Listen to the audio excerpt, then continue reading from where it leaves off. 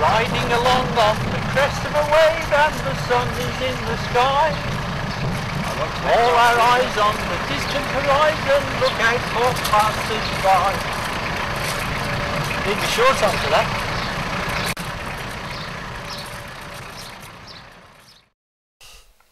Being born in 1934, I'm 67-year-old, folks, in August. I lived through the war. I can remember the day that war broke out, and I won't bore you with the Rob Wilton thing, but I was only 5 years old at the time, and it did have a certain effect. We were never hungry, we were never really cold, and we slept in an air raid shelter for 2 years during the war, because they bombed Birmingham and Coventry quite dramatically. But as the youngest member of a family of 4 children, and the other 3 were all girls, my mother had got this raising children down to a very fine art. You know, she taught them how to sew and to knit and this sort of thing, and wash up, and of course I just slotted in. I just went through the sausage machine, you see, and certainly that had a profound effect on me. I don't think it's done me a lot of harm. I was never any good at playing games at all. Well, not those sort of games, you know. I mean, at our school they used to play cricket with a hard ball, and I didn't like that at all. But I think perhaps the turning point came. A couple of things happened, and I remember this fairly recently. Let me tell you this, Tony. Throughout my life, I've had a great deal of extremely good luck, and extremely good luck is something that I've enjoyed. And I'm going to say something now which might not suit the way we're doing things, but just recently I've had some very bad luck. I've been diagnosed of having lung cancer. That was a terrible shock. It was a shock to my friends, but there's no point in hiding it away from anybody. It's a matter of fact. I've got lung cancer, and what I've got to do is try and do something about it. Initially I was quite despondent, and when I saw the specialist, I said, well, instead of going through all this treatment with these side effects and your hair falling out and you're looking pretty horrible, I said, why don't I save all of that? I'll go out and buy a bottle of whiskey and then buy a case to back it up, and I'll save all your money and all your time. And this lovely little man said, well, yes, he said, that's okay. He said, but, he said, there is a slim chance that we're going to cure you. He said, we're confident that we can contain the cancer and stop it spreading elsewhere. He said, there is a small chance of us being able to cure you. And I looked at him squarely in the eye and I said, with the luck that I've had in my life, I'm going to take that chance. And luck has been with me all along. Now, when we go back to education, as a child, perhaps I was a bit dyslexic, I don't know. There were never a lot of books around our house, probably because we couldn't afford them. But I was always doing things with my hands.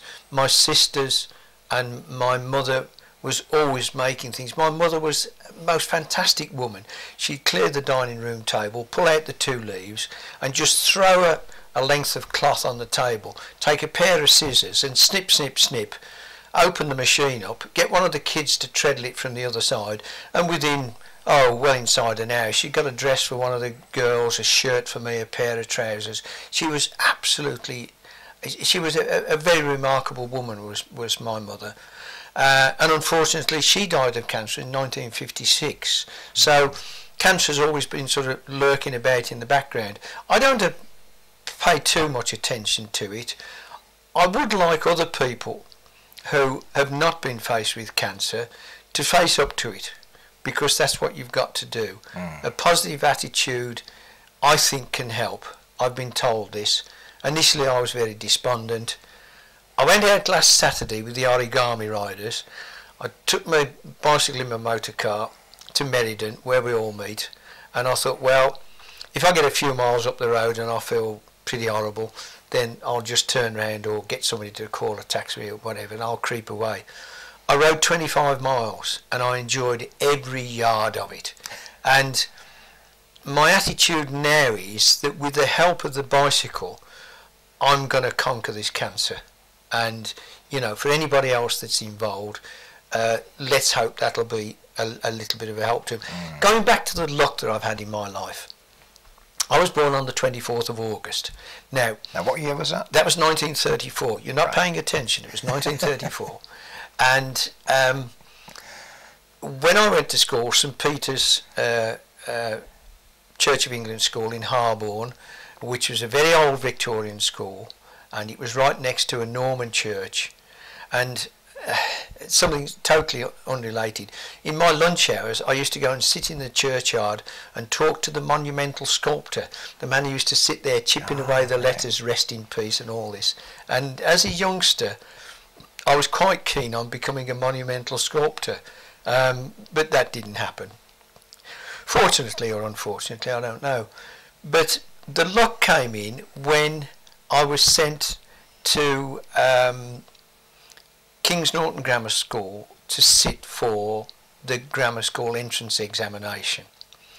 I didn't want to go because it was the old RC factor. Yes, it was a Church of England school, and the RC factor is resistance to change, as you know. Right. People like things, oh, don't cause any fuss, it's all right as it is.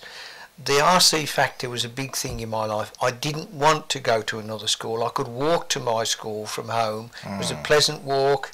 I used to see the Sentinel steam wagons going up the, you know, the thing that Alex told us about. Yes, these Alex wonderful steam wagons, just tremendous, and see him charging up that hill up Harborne Lane. It was tremendous, and something I shall never forget. I nearly bought one once, but fortunately I didn't. But anyway, I went to this school, King's Norton, a magnificent place, a beautiful big frontage to the place, backed up with many classrooms, a big assembly hall, a nice gallery over the top, a sports field at the back. I mean, a very nice urban area, not within the confines of Selly Oak or Harborne, where I lived, where there was some industry. Not terribly heavy industry, but there was industry. There was Boxfold here, there was Ward lathes, and there were these various people that were doing wonderful things during the war. And I didn't want to go there. I hadn't learned what the value of education was. And I went into the entrance, and with all these other new bugs, well, we weren't new bugs because we hadn't actually passed the examination, and they said, oh, you should go up those stairs there. So I went up this very broad, impressive staircase with stone steps and nice decorative wrought iron supports to the balustrade, you see, and turned the corner and continued to go up. And I've got this spider here, I'm sorry. Where's he gone? Have I got him? He went onto your eyelash. I got him right. Sorry. So I went to King's Norton School for this entrance examination, went with all the other lads, and they said, oh, you should go up those stairs there. And there was this wonderful wide staircase. I don't know whether they were marble stairs, but steps, but there was good solid stone steps. There was a beautiful wood balustrade that was supported by very decorative wrought iron.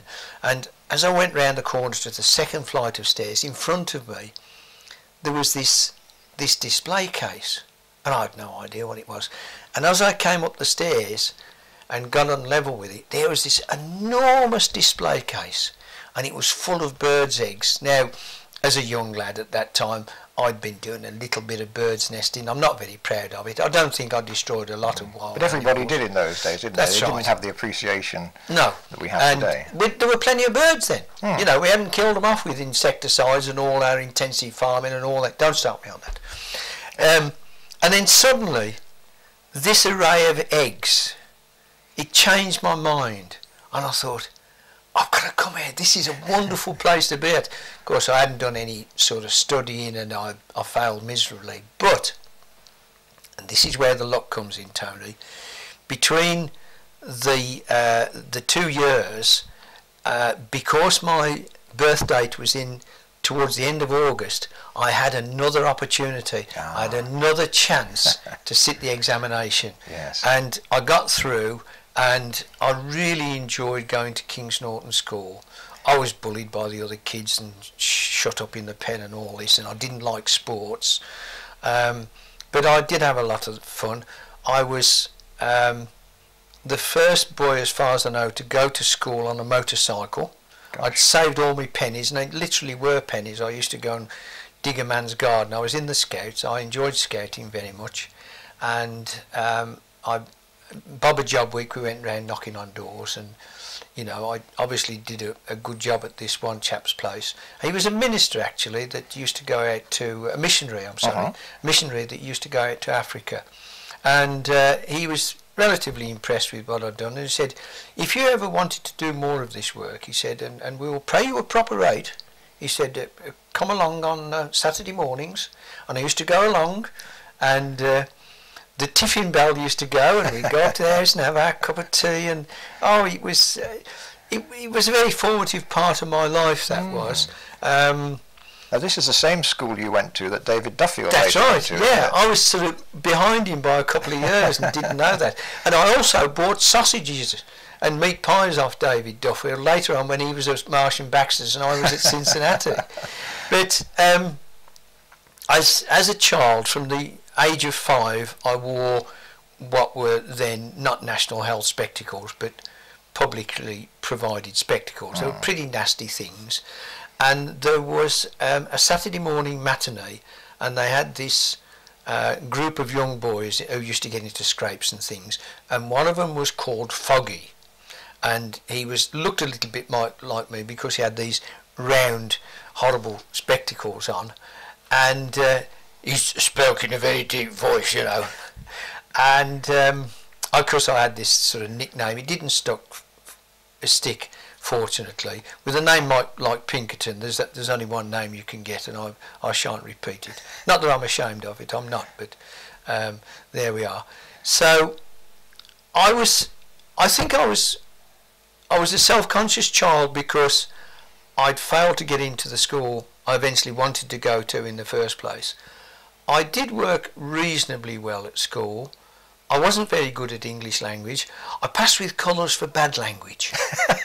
Honours, in fact. I did really well at that. French was something I learnt vocabulary of, but didn't do very much else with it in 5 years. I loved science. I could draw a little bit and paint a little bit, but science was the thing, the hands-on thing. I was a Brummie. The metal was in the blood. Everybody was doing things in their shed or in the back kitchen or something like that. The skilled artisan. Well, something like that, yeah. People were repairing things, you know, because they had to. It was wartime. Whatever you'd got, you had to repair and look after. Make do and mend. That's right. So there was I, totally immersed in science. Not terribly good with biology, but certainly with physics and chemistry I was quite good. Didn't blow anybody up. And we had a wonderful physics teacher, and his name was Stevens. And I sort of thought, well, I'll chance my arm with this guy. And when a question was asked to the school, to the class, I'd sort of put my hand up. And when he chose me to answer the question, I'd get up out of my seat and I'd walk quietly as I was speaking to the front of the class, and then turn and face the class.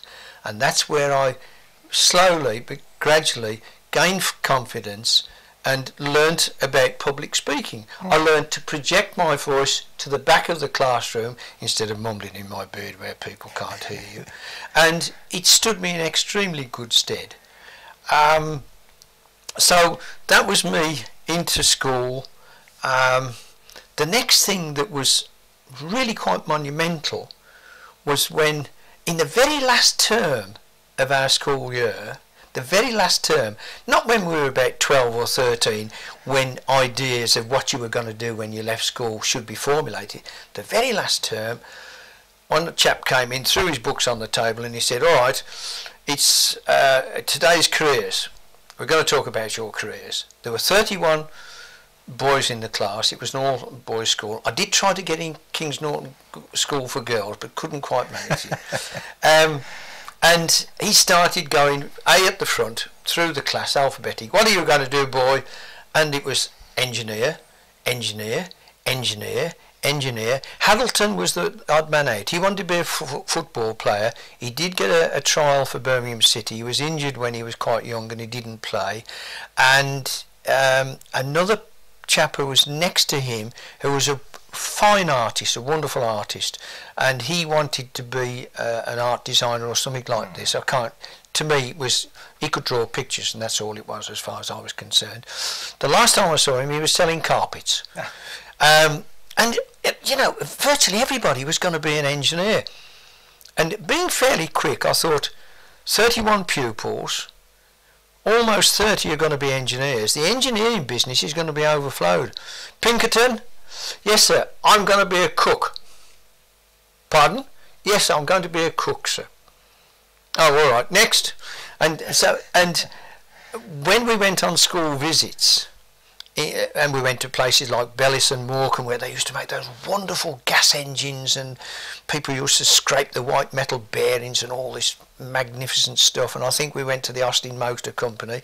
When we got there, I used to make a beeline for the canteen, for the cookhouse, and find out what they were doing there. And I subsequently started preparing cricket teas for the first 11.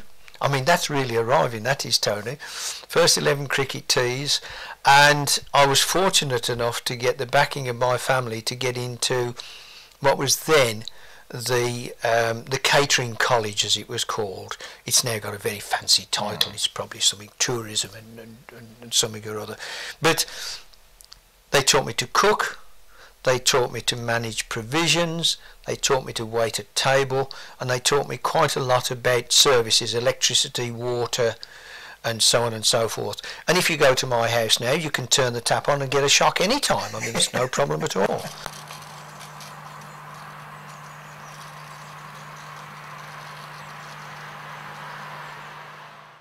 So, John, did you have a lot of friends when you were at school? And a lot of acquaintances. There was a lad who lived a few doors down the street from me, Michael Morris. I don't know quite whether his father had died or whether his father had just gone off with the milk girl or something. I don't know. I never heard about his father. There was his brother Jack and another brother who'd been killed in the First World War. And I always found him a little bit superior. He went off to South Africa and he's probably got quite fat and never enjoyed really riding a bicycle. He did have quite a nice bicycle, much better than the one that was bought for me. We did do things together. He introduced me to scouting, for which I'm internally grateful. The scout movement during the war and subsequently when our two sons were in the scouting movement, and I'm sure today still it brings realism to the life of young people when they're being absolutely bombarded by commercialism and television and magazines and every sort of which way the commercial people can get at screwing money out of young people. So Michael Morris did me a great service by introducing me to scouting, and we used to go off cycling together. I was fortunate, I mean, living in Birmingham, probably the furthest place from the sea anywhere in the United Kingdom, and I was a sea scout. Oh. And I used to cycle to Bittle Reservoir on the Wednesday afternoons that we used to have off at Kings Norton. I was supposed to be sports day or something, but I never got into trouble not for being there for sports. And I used to cycle off to Bittle Reservoir, and I used to get the little pram dinghy out, which is a tiny little flat-fronted dinghy, and if the wind wasn't blowing full gale onto the shore, I could just about get it off far enough from the shore to get the centreboard in and the tiller on and get out and do a few laps around Bittle Reservoir. Bittle Reservoir was a man-made reservoir to provide water for the canal system, and it joined up it supplied the canal near Hopwood. So quite an old reservoir. Oh yes, yeah, it was very well established, lots of wildlife there. Excuse me.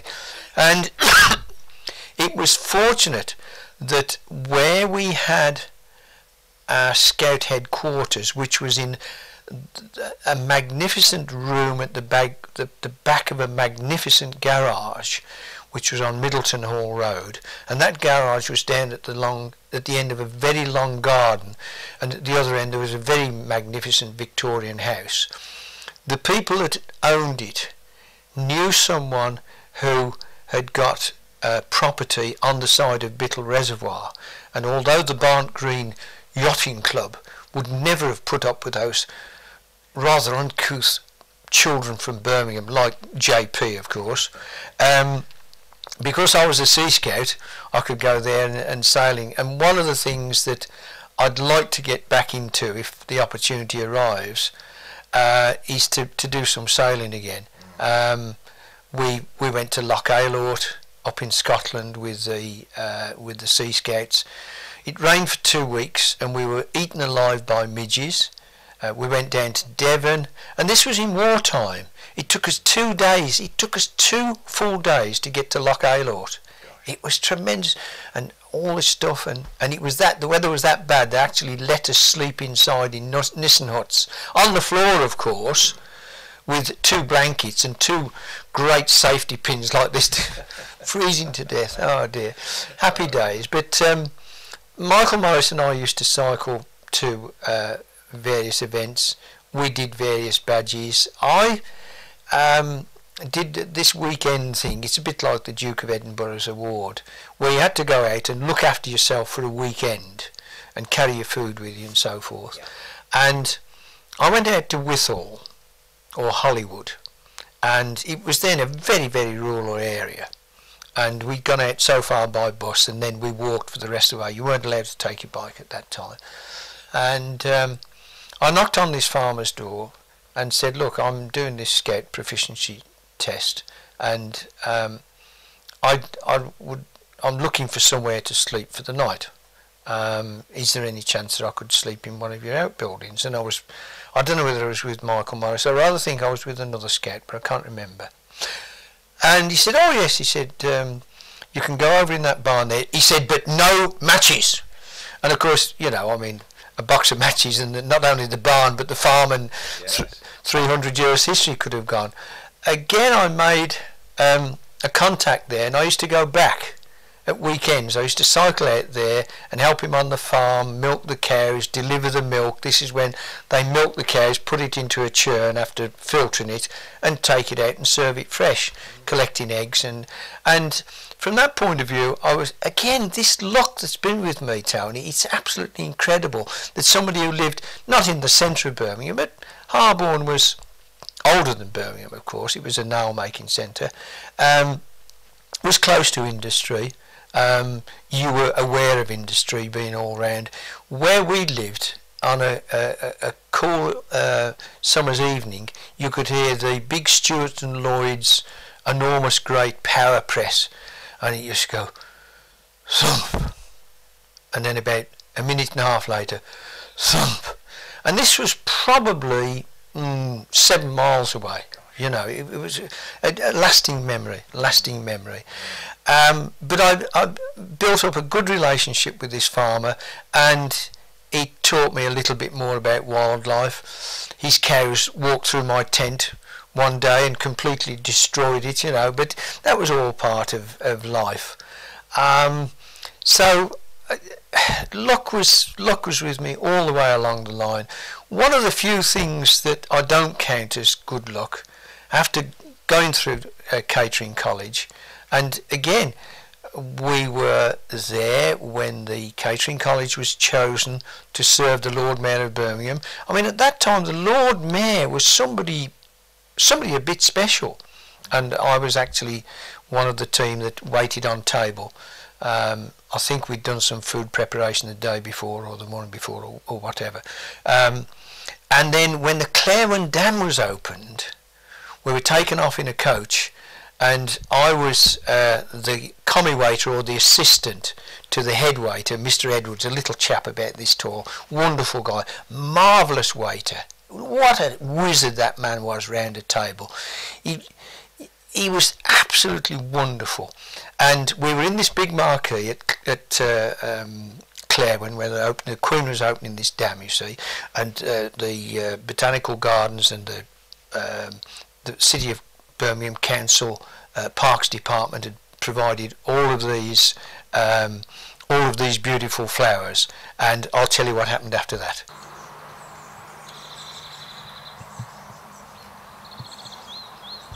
The table was all laid out, a big horseshoe where the Queen and Prince Philip was going to sit, and I was there. I was the commis waiter, or the assistant to Eddie Edwards, and I mean, a very prestigious affair as far as the college was concerned.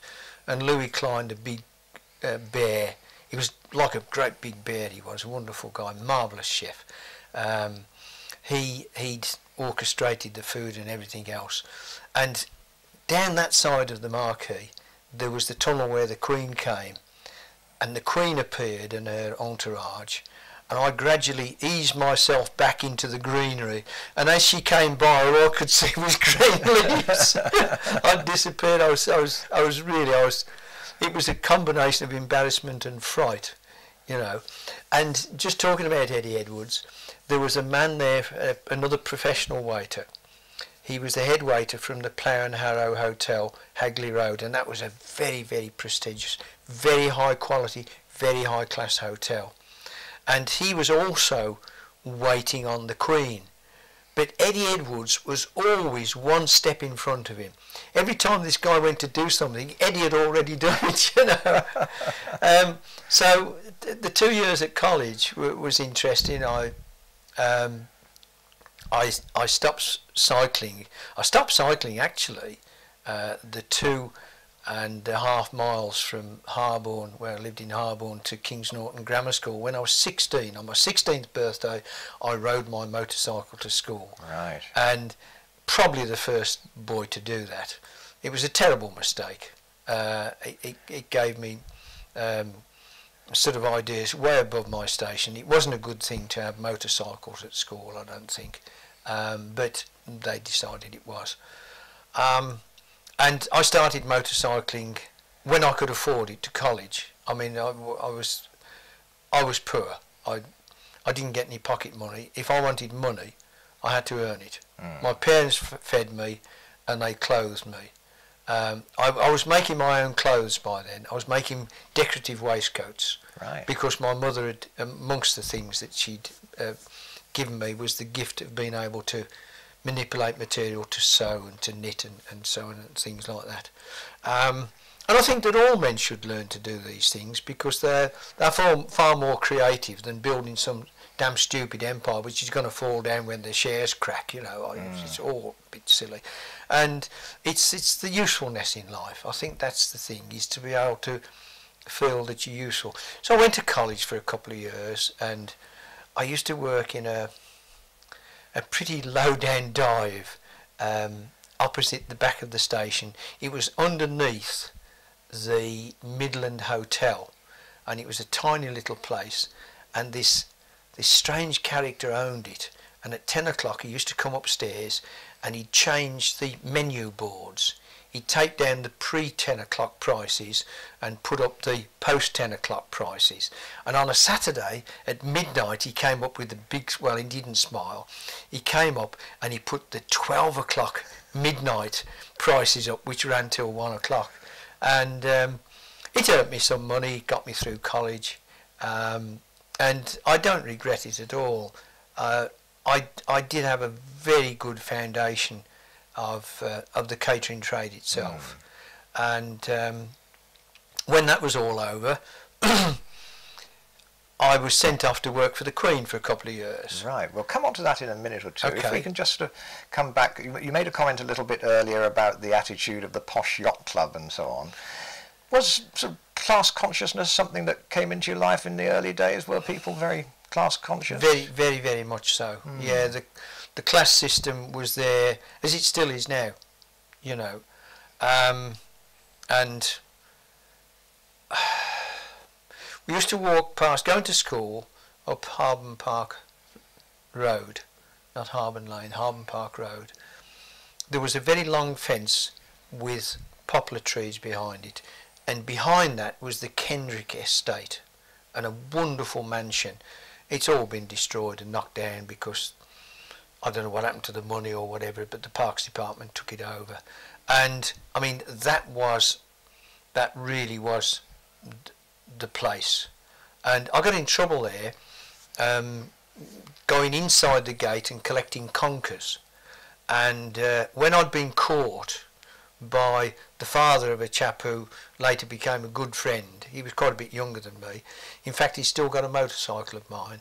I was absolutely terrified that I'd been caught actually going inside these gates and picking up these conkers. I mean, he wasn't even stealing apples, and he was going to tell the headmaster and la-di-da-di-da. And I went home, and Mother said to me, she said, "What on earth's the matter, John?" I said, "No, it's nothing, it's all right." And eventually, of course, being a mother, she wound it out of me, and I didn't really get into trouble that much.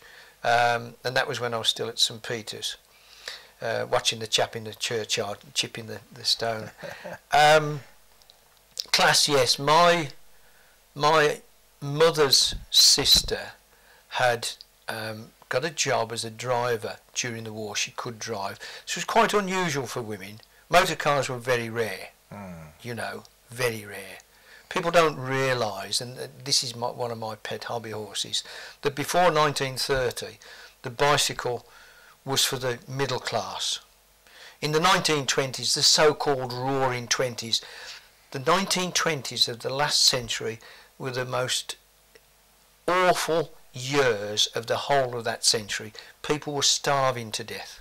My father once told me, he didn't talk much about his early life, but he did tell me, he said, once in the 20s, John, he said, we were pretty hard up. He said, I was out of work. He was married then. I think my one eldest sister had been born. They were probably living in a single room or a pretty menial kind of place. My mother would be sewing, of course, as she always did, and making clothes for her husband, herself, and the one child. And he said, one day, he said, I just went through an old jacket that was hanging on a nail inside the back door. It wasn't a proper coat hook, it was just a nail hanging on the back door. And he said, I found a florin, a 2-shilling piece, 10 pence. And he said, we lived like lords for a week. And you don't, this is part of our social history that nobody wants to talk about. And because everybody and his brother has got, if not one bike, 2 bikes, and you've got half a dozen, you know, we take a bicycle for granted. And it wasn't, it was a treasure. My bike was a treasure. I hated it, but it was a treasure because it meant I didn't have to walk. Yes. My regret about the bicycle was that although I was taught how to balance a bicycle, nobody ever taught me how to ride it for pleasure.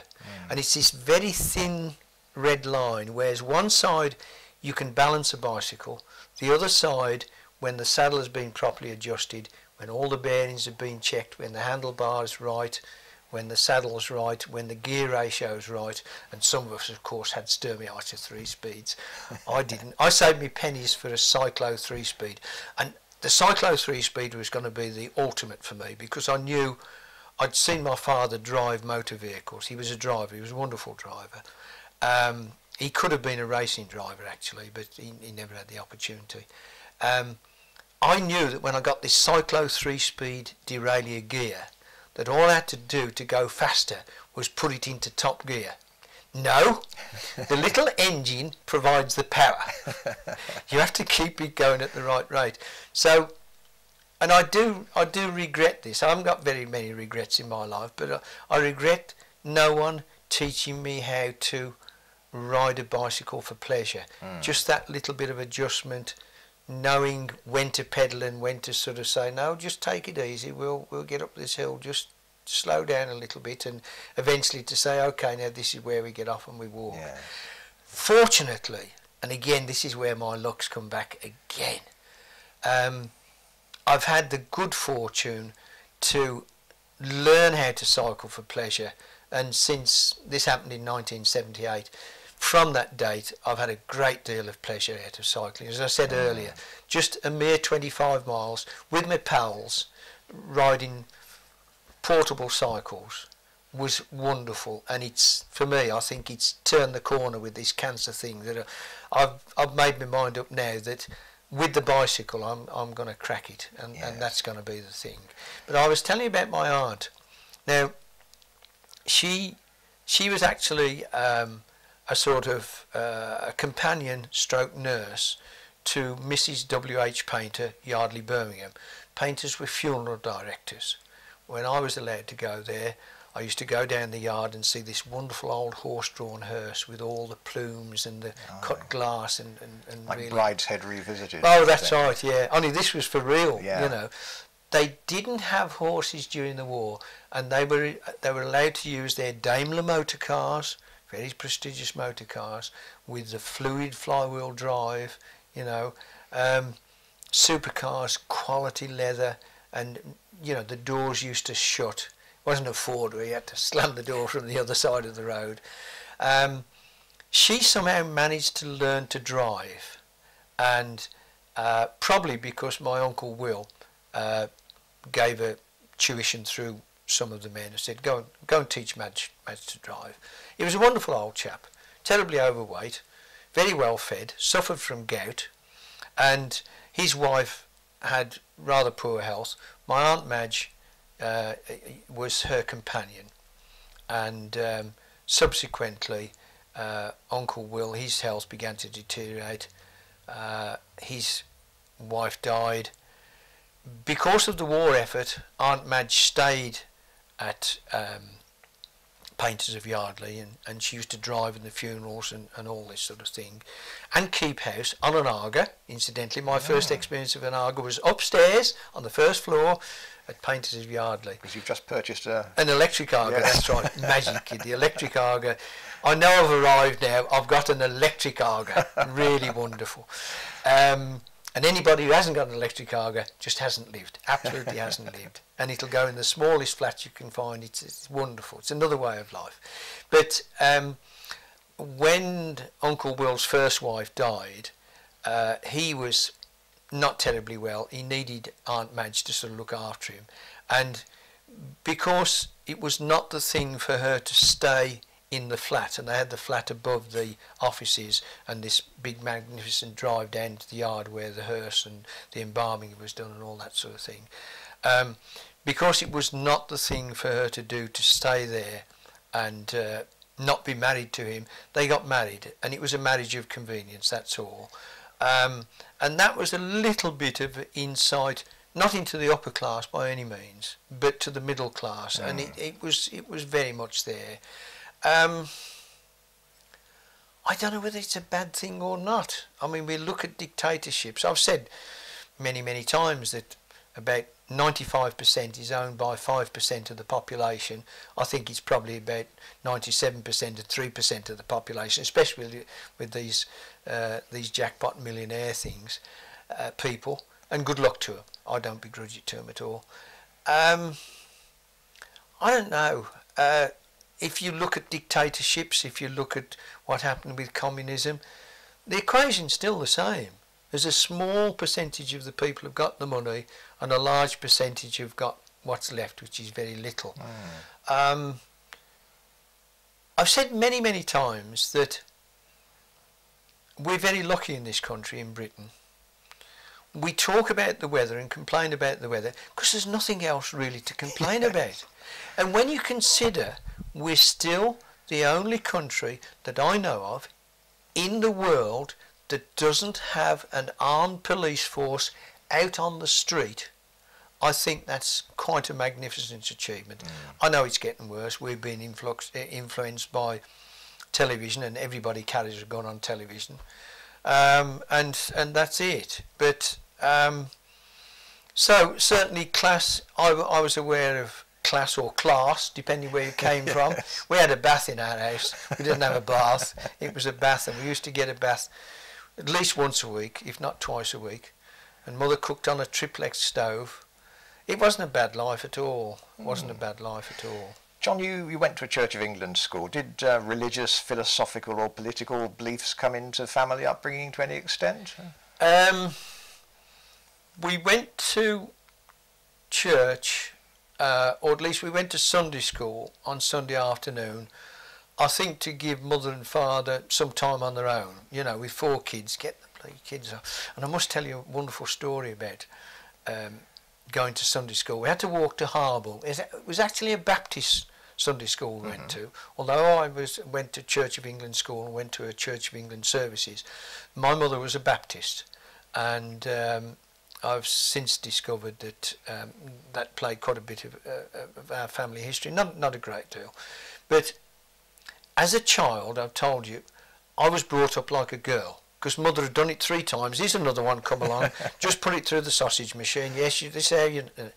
And I'm sure that my sisters used to give me needles and thread and little boxes of buttons, and I used to love sewing buttons on the outside of my socks. I'd sew 2 or 3 little pearl buttons on the outside of my socks. I was always an extrovert. I can't help it. And we'd go off to Sunday school, and when we were almost at Sunday school, one of the girls would throw her hands up in dismay and say, "Oh, look, John's got buttons sewed on the side of his socks." So we'd then have to traip back home, and we didn't go to Sunday school. Religion has had no great lasting effect on me.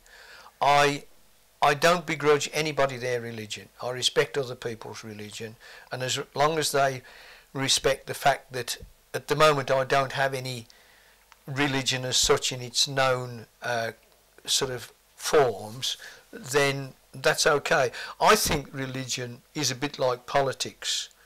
It's to prop us mere mortal men, who are pretty useless when it comes down to it, prop us up and give us excuses for the pretty awful things that we do. And when you look at some of the nasty things that's going on throughout the world, and have done for at least the last couple of 1,000 years, nearly always it's religion that's behind it. I don't talk about politics and religion. I got involved in politics once, and I went and worked for the Labour Party, and once was enough. I voted twice in my life. I don't vote anymore. I do try and do things that are of use to people and can be counted. I don't have a very high regard for politicians. I think that the world is governed by the financial controllers, the people with the real money that manage and direct the multinationals that are really like Big Brother, and they've got control of all of our lives. I spoke earlier about the commercialism for young children. How young children can grow up today with television blaring and the billboards and the magazines and all this. I don't know. It makes me shudder to think how bad it is. But the politicians do try. They try my patience all of the time. I think generally speaking, most countries are run by the faceless people in the ministries, and they're pretty good at running things. Don't start me on about foot and mouth, because you know that stopped our origami rides. Okay. So you know that's a little bit about religion. I can remember the hymns that I was taught at school. I'm not ashamed of that at all. I know that it gives a lot of people a great deal of pleasure, and a number of people since I've had my illness have said, "John, we'll pray for you." I appreciate that very much indeed. Somebody recently, who's not a personal friend, he's just a commercial contact, when I told him, because I've told people quite openly, because I think it's fair that they should know. He asked me about religion, and he said, "If ever you want to pray with somebody," he said, "I'll pray with you." And that was that was quite moving. I found that, but whether I shall start reading the Bible or not, I don't know. I do remember bits of it, but I don't say it's in the past. I don't say it's a closed chapter or anything like that. I like to think that I'm sensible enough to look at other people's point of view, and I'm a pretty greedy person. I want to get the best out of life. And I suppose really if I thought that religion would do me a lot of good, I'd be there, kid. Billy Graham, nothing. Okay, so you might take the finger off the pause button at some stage, you never know. Well, no, exactly. I mean, 2 months ago, different life altogether. Yeah. Different life altogether. You never know. My dear pal Frank Sims, that wonderful great yard of pump water as he calls himself, he's a bit like a puppet. His arms and legs don't quite sort of seem to go together. And I'm not being disrespectful. I love him dearly. But many years ago, he said to me, he said, John, he said, you mustn't worry about this keeping fit stuff. He said, somebody's played you a hand of cards. And he said, that's what's going to happen. And it's come true. I don't say that you can ignore ill-treating your own health. If you drink heavily, continuously, if you smoke, if you abuse your body by not eating properly or taking other drugs besides nicotine and alcohol. You remember that tune, Nicotine and Alcohol? No, yes. Never mind. That's going back into the past. No, but if you abuse your body, then you're going to cause trouble.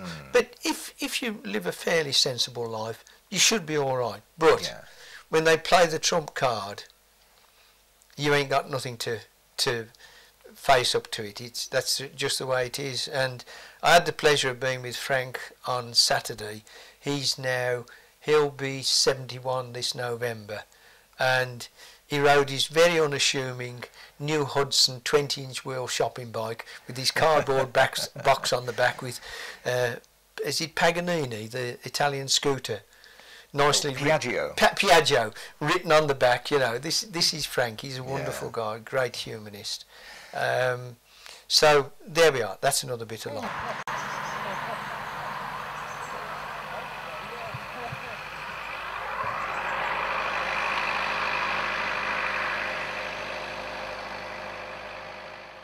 One final question about your younger days. You've more than once described yourself as a brash brummie. When you were growing up, were you conscious of a distinct sort of Birmingham identity, as distinct from, say, Black Country or Coventry? Again, luck. Luck just keeps coming back into my life. I've had, up until now, extremely acute hearing. In the last job which I had when I worked for someone else, which lasted for 18 years, I used to sit in an office inside a kitchen which had tiled walls, a tiled floor, metal surfaces, a very noisy place. But I could sit in that office and I could hear conversations going on around the kitchen. And I used to shout out of the kitchen, out of the office door, so and so, so and so. And this one dear old, she wasn't old, this dear lady who'd worked there, she was there before the place was built.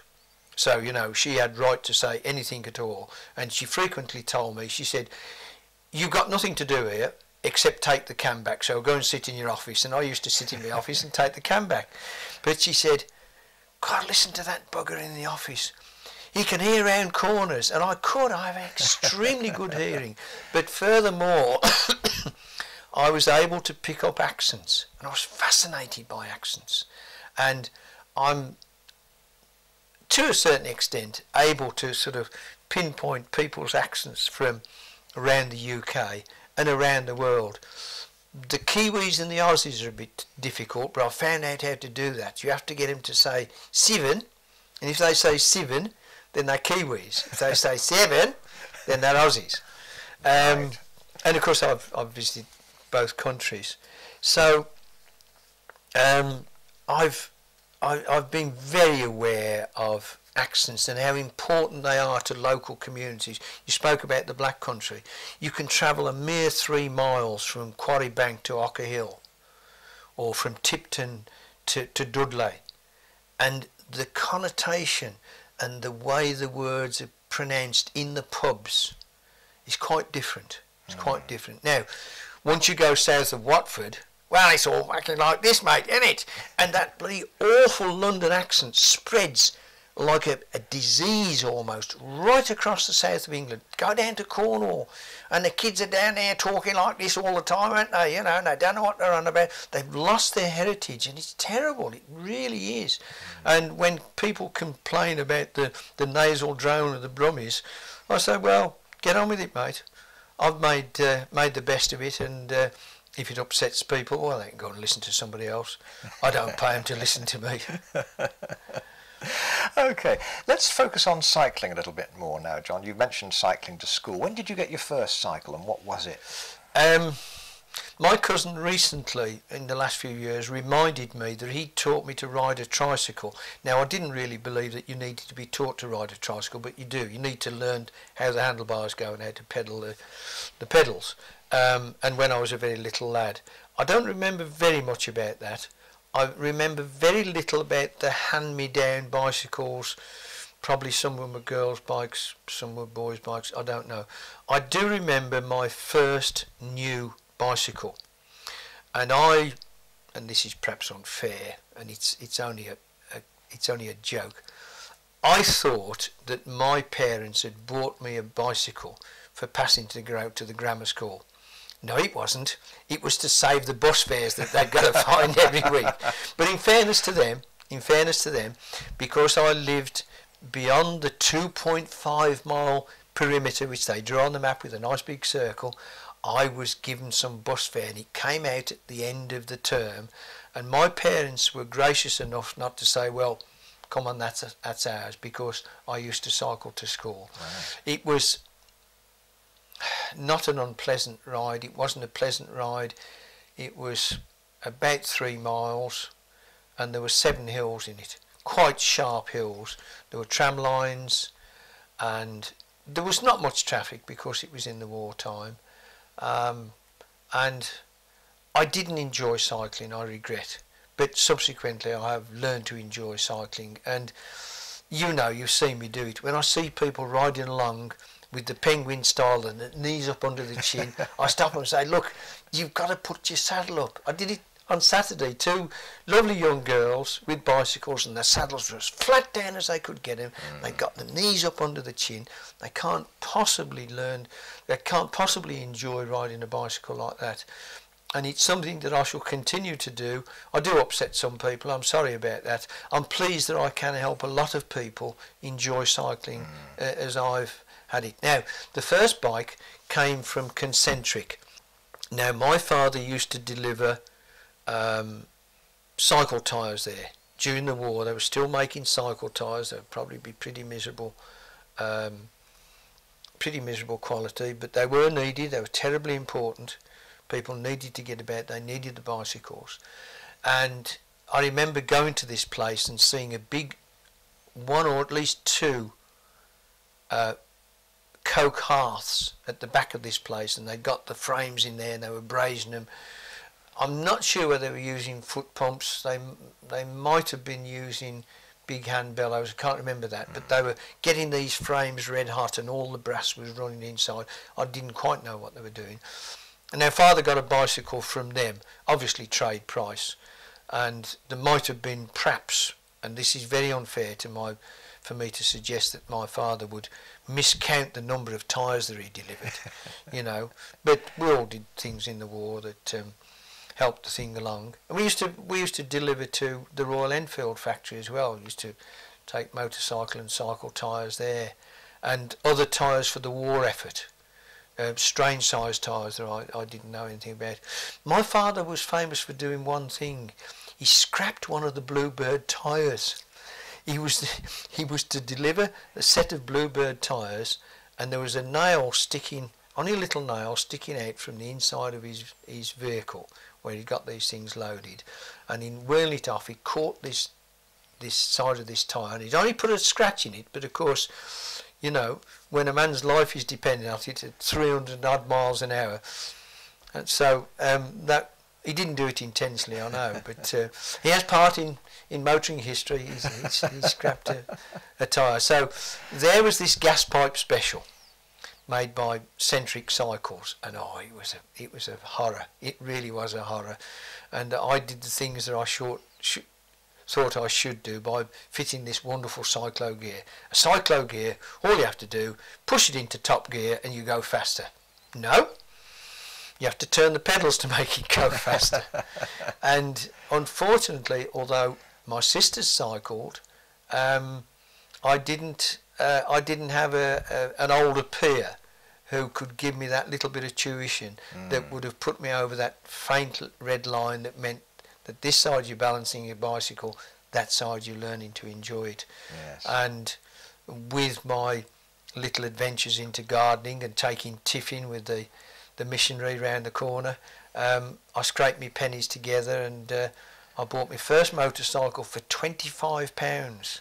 Wow. £25. I mean, that was like... How many weeks' wages? I used to imagine my dad was earning about £3 or £4 a week at that time. And I'd scraped and saved all these, and they were pennies, Tony, they really were. And there were 240 pennies in a pound, not these cheap 100 ones that we get now. And I had an aunt who, unfortunately, it was my mother's sister. She didn't have any children, and she tended to try and spoil us Pinkertons. Her name was Bird, but mother resisted it fairly strongly, but she used to give me a few shillings now and again, but not just to give me money. Though it was a definite reward system that you had to do something to earn that money. It wasn't a case of, oh, you know, he's £5. She wasn't related to the custard people? Not as far as I know. My uncle was a very majestic character. I think he had probably lung cancer because he used to smoke like a chimney, as everybody did in those days. It was the done thing to do. But he used to grow carnations and roses, and on a Sunday evening he used to dress himself in his best suit. He was quite a slim man, not terribly tall. He was immaculately turned out. He had a beautiful rosebud in his buttonhole, and he used to stroll down Quinton Road to the Golden Cross, or the Golden Cross, wherever you were brought up. If you were brought up in Aston, it was a Golden Cross.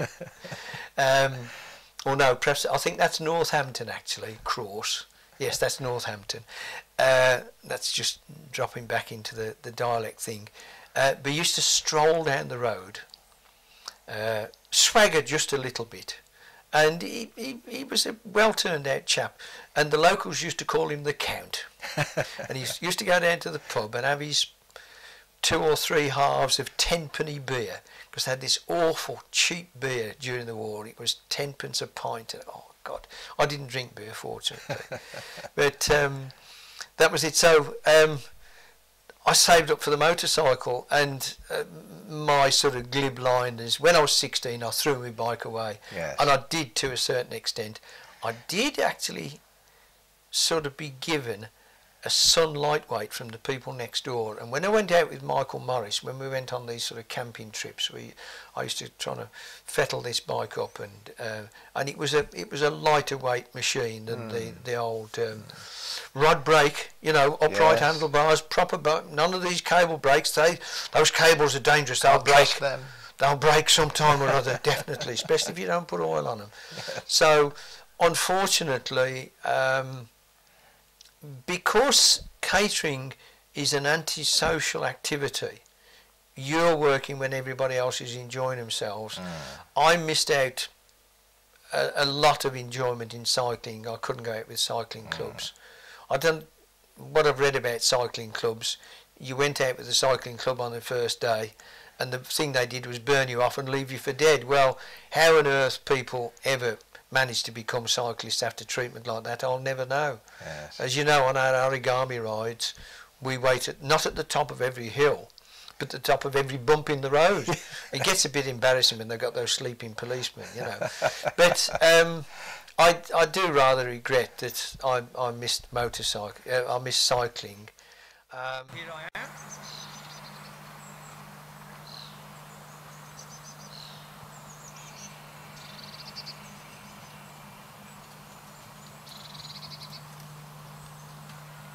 From college, I went off to serve the Queen, an utter waste of 2 years of my life.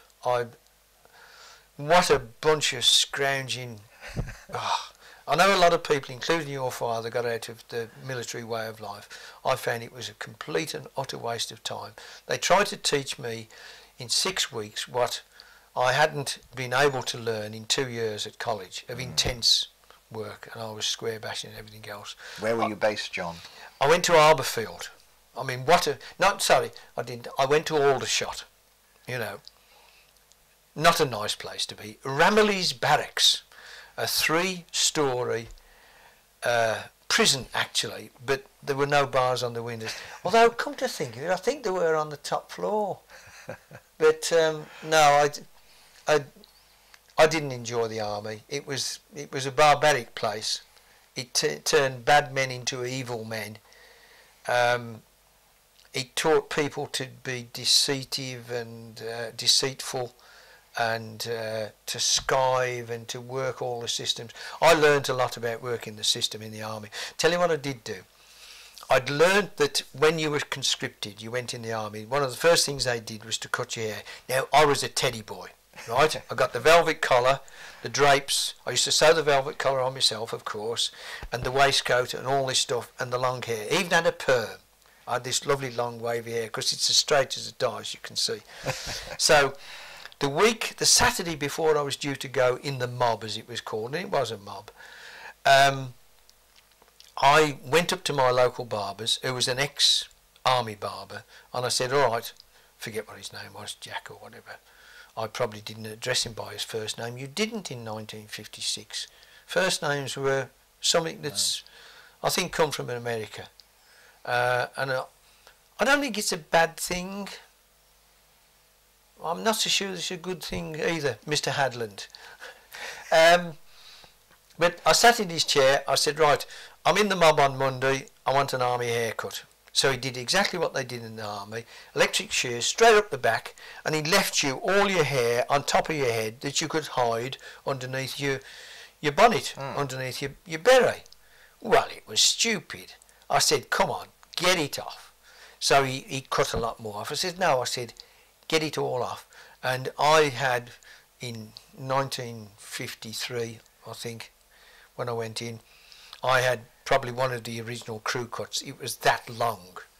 And I shall probably use this same technique in the chemotherapy, which is probably going to take some of my hair away. My son Douglas, sorry, our son, Dorothy, had played a big part in our child's birth. I must give her that. And she's been a wonderful mother and a wonderful wife to me. And a lot of people have benefited from her love and kindness. Douglas is absolutely thrilled to bits that I'm having chemotherapy. He's not at all keen that I've got cancer. He's thrilled to bits because he's never seen me without a beard and he's hoping it's all going to fall out. But I've got my own little plan. The coasting down hills bit.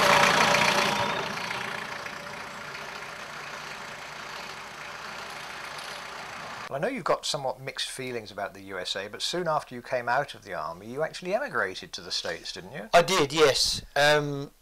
My mother gave me, for my 21st birthday, a Singer sewing machine. An electric Singer sewing machine, tabletop model. Very posh, not very new, which I used to continue to make obscure and outrageous clothes. One of the things that I did in my extraversy, if there is such a word, was to try light entertainment. And after the war there were these talent shows, and I used to do the Arthur English thing with this bloody great tie that was about 3 foot long and about that wide and brilliantly coloured, and Mother had, I don't know whether Mother had made it, I'd made it, but it was another interesting and silly thing that I did, but and nothing came of it apart from the ability to find the key of helping people to enjoy themselves and finding out what was nice for other people. I've continually said during this interview that I've been blessed with good luck. The main part of that good luck is meeting wonderful people. People are constantly thanking Dorothy and I for organising events and putting shows together and this sort of thing and so on and so forth. And I always have to remind them that without the people themselves, we'd look very silly stood there with a bunch of t-shirts and a bunch of maps or something, hoping that something was going to come along. And it's people that have made my life. Further to that, when I decided on a sheer whim that last year I'd go around the world, let's be fair, I was going to Japan, so that's halfway around the world. I've got sisters in Australia, so that was just a trip south, a mere 8-hour flight or something, or probably more than that. And then why turn around and come back again? I've got pals in New Zealand, let's go and see the pals in New Zealand. I've got pals on the West Coast, let's go over there. My other sister lives in St. Louis in the Middle West, and I've also made one or two friends on the East Coast in Philadelphia, within the cycle world, and so I did a round the world trip. And people said, "Oh, where are you going to go? Where are you going to go?" I said, "I'm going to see people." And it was people that I went to see. It wasn't places. I've seen mountains, I've seen lakes, I've seen rivers, I've seen bogs and steaming jungles and all this sort of stuff. Yeah, it's wonderful, really, terribly impressive. But what makes the world go round are people. And everybody is an individual. Everybody's an individual. So, in 1955, I was 21 years old. My mother gave me a Singer-sewing machine for a birthday present, and I continued doing strange things. By most people's standards, I didn't give a damn at all. By my next birthday, my mother was dead. She died of cancer. In 1956, you didn't even mouth the word. It was a bit of the old over the garden wall stuff. Yes. It was terrible. I've said recently that cancer in 1956 is probably worse than what AIDS is today. And AIDS is self-inflicted, you know, whether voluntarily or not. But then in 1956, cancer was, it was terrible, terrible. My father was upset. I was upset. I had a sister who'd come back from America to be at my mother's funeral, and she said, "You must come over and stay with us." In July 56, I emigrated to America. I was the #1 sucker for the American bullshit machine, and by God, can they do it? Can they do it? Hollywood was all, and TV is all that most of us get to know about the United States, except when we have our 3 weeks holiday. And that's worse, because you're meeting live people who are trying to act like they're in Hollywood, and you never really get down to what the people are really like. There are a lot of nice people in America, don't get me wrong. In the same way, there's a lot of lousy people in Britain. But I think that probably overall, the good make up for the not so nice. Not so nice. I went there. I got a job without even applying for an interview, because I'd trained in England in a catering college and I had experience in the trade in Britain. I had a very good job. It was it 6 days a week? 6 days a week, I think. And it was paying the sort of money that I could only dream of in England, most of which went in the bank because I didn't need anything to live on. After 2 years, I began to, or before 2 years was up, I began to analyse my life in America, and there wasn't a great deal there for me to stay for. I've begun to think that there are three things that brought me back to the UK. First and foremost, I was homesick, and I was homesick because despite being brought up during the war, when things were tough, you know, we used to keep chickens and kill them and eat them because they were good to eat, and rabbits and the eggs and everything else. Despite the fact that I was brought up in the war, slept in an air raid shelter for 2 winters with a tiny little 50-watt electric heater, you know, run by a very flimsy cable up the garden, probably electrocuted all the snails or anything. I'd really had quite a good life in Britain, and it was green, and I loved it, and I wanted to come home. The other thing was that the credit system had really taken hold in America. You could buy absolutely anything on credit in America. Once you'd got your first credit rating, getting that was difficult. That was not easy. And I fought like blazes to get my first credit rating. But I did get it. And not much before I left. I always bought things for cash.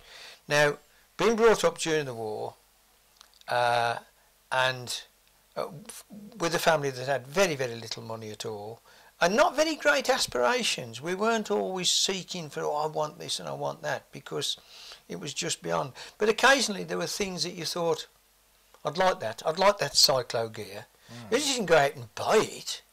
You had to scrape and save and keep your pennies and try and do odd jobs and help somebody out. And perhaps I used to run a football sweep, I remember, and I used to make sixpence out of it, and I thought that was quite legal. I used to run this football sweep every week while I was at school, and all these things came together to buy me my cyclo gear, to buy me my £25 motorcycle. But the important thing, Mr. Hadland, was that the important thing, Tony, was that there was a sense of personal achievement. I set my sights on something that I really wanted and that I felt I needed. I felt I needed a 3-speed gear, and I think I did. And then I had to go about getting the money, earning the money, not wasting it on other things, sweets and bottles of pop, which I can't remember buying a bottle of pop and that sort of thing. Halfpenny sheet of paper to make a kite, yes, but not a bottle of pop, because you got your kite at the end of the day. Even though it was crashed, you could make it again. And it didn't teach me how to fly aeroplanes, but there was this goal that you were, not constantly, but you were frequently moving towards. You were trying to achieve something for yourself, not to be put on a pedestal by somebody else. You didn't tell other people, oh, I'm saving to buy this, I'm going to... You went and did it. Now, in America, all you had to do was go to the store and say, I want one of those, what colours have you got them in? And they say, oh, we've got this and we've got this, and yes, and sign here. And it was yours, but it was worthless. And I coined a phrase which is, there was no sense of personal achievement. And I rather feel that a lot of the world today lacks that. That whatever you want, oh, I've got a credit card, here, put it on my card, it's no problem. You know, we'll pay for it when it comes in, no problem at all. Instant gratification. That's right, but it's not. Because you don't even read the figures on the paper, you just sign your name. Because it's almost rude to make sure they put the right figures on the paper, but the till does it anyway. And that was the second thing, and I rather feel that the third thing was the brash American way of life, which has made them into the nation that they are. I'm not going to judge America as a nation. That's unfair for me to do so. I'm nowhere near qualified. But most of it was brash, it was loud, and it didn't suit me. Because they were bigger and better at it than I was. That was the trouble. I also coined a phrase about that. And I said, the American that you want to know is the one you've got to stand next to hear what they're saying. If you can hear them clear across the street, keep on walking. Generally speaking, it's still true. I love the Americans. I think they've done some wonderful things. They've done some pretty nasty things, like sending McDonald's over here. I mean, they could have nicely kept that to themselves.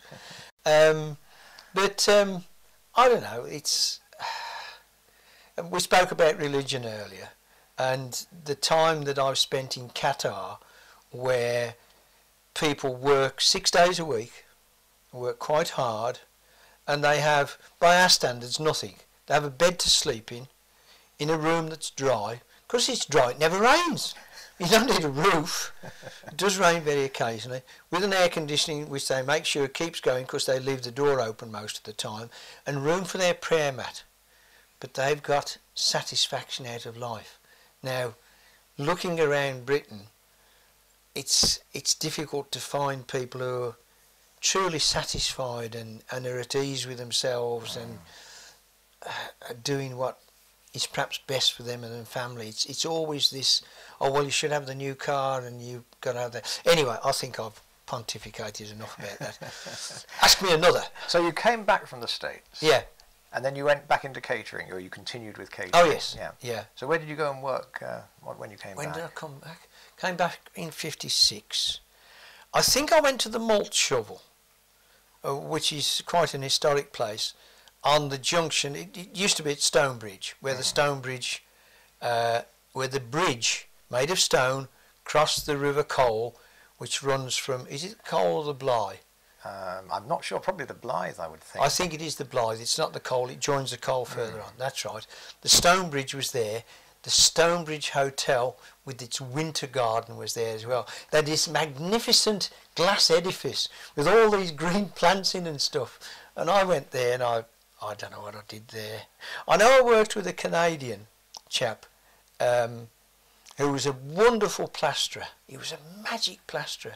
He could put plaster on the wall, on the ceiling, faster than you could mix it. He was a tremendous guy. Eddie Stavely was his name. And then subsequently I went back into catering. I thought I'd get out of catering. I've had three ventures out of catering. One when, I'm not sure whether I'd been sacked or whether I'd finished my term at college or come out of the army, and I decided I was going to be a motorcycle mechanic. I actually managed to get a two-stroke motorcycle to run backwards. When you let the clutch out, it went backwards, which is ever so easy to do if you get the timing wrong. So that lasted for 2 or 3 weeks, and I was tired of having my hands black and dirty. So I went back into making pastry and got my hands nice and clean. And the pastry wasn't all that good, but it was a bit of fun. So that was one sojourn out of catering, and then I went working casual for this chap, plastering, and we used to go and plaster ceilings in villa houses and do all this sort of thing. And he did a wonderful job plastering our kitchen, our back kitchen, which was finished in brick and painted over. And I spent hours chipping the cement from between the bricks, about at least a quarter of an inch deep, so the plaster would grip. Now you can paint some magic solution over and just put the plaster on it. And Eddie Stavely's saying was, don't lean on that wall, you'll slip over. His plaster was that glass-like that if you leant on the wall, you'd slip over. And then, of course, my third regular step outside of catering was when I was made redundant from Cincinnati in 1982. I'd served 18 years at Cincinnati. Now that's like a life sentence. I got 2 years off for bad behaviour. And on the day that I was made redundant, which was a terrible shock, and they gave me about 10 minutes notice, I was coming back from the personnel office where all the management had run away.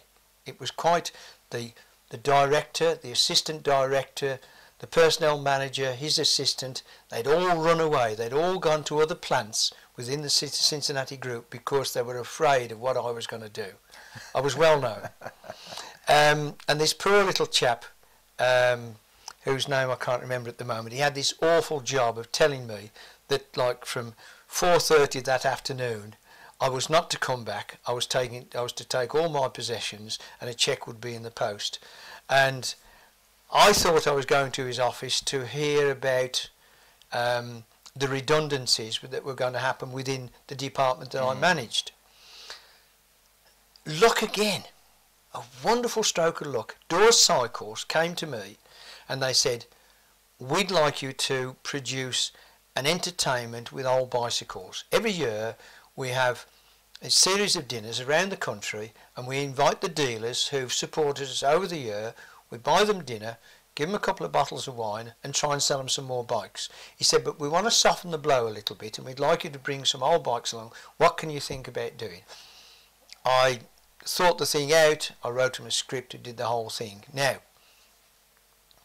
it had got to happen in the last week in January and the first week in February. Every time prior to that sort of period, when I'd said to the man that I was responsible to within Cincinnati, none with the exception of one I had any respect for, because they were a bunch of wallies, they really were. Bill Daniels was the only bloke. He was a great guy, Uncle Bill Daniels. I might tell you about him at some other time.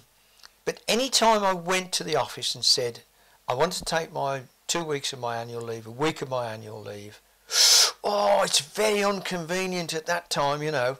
So I gave them about a fortnight's notice.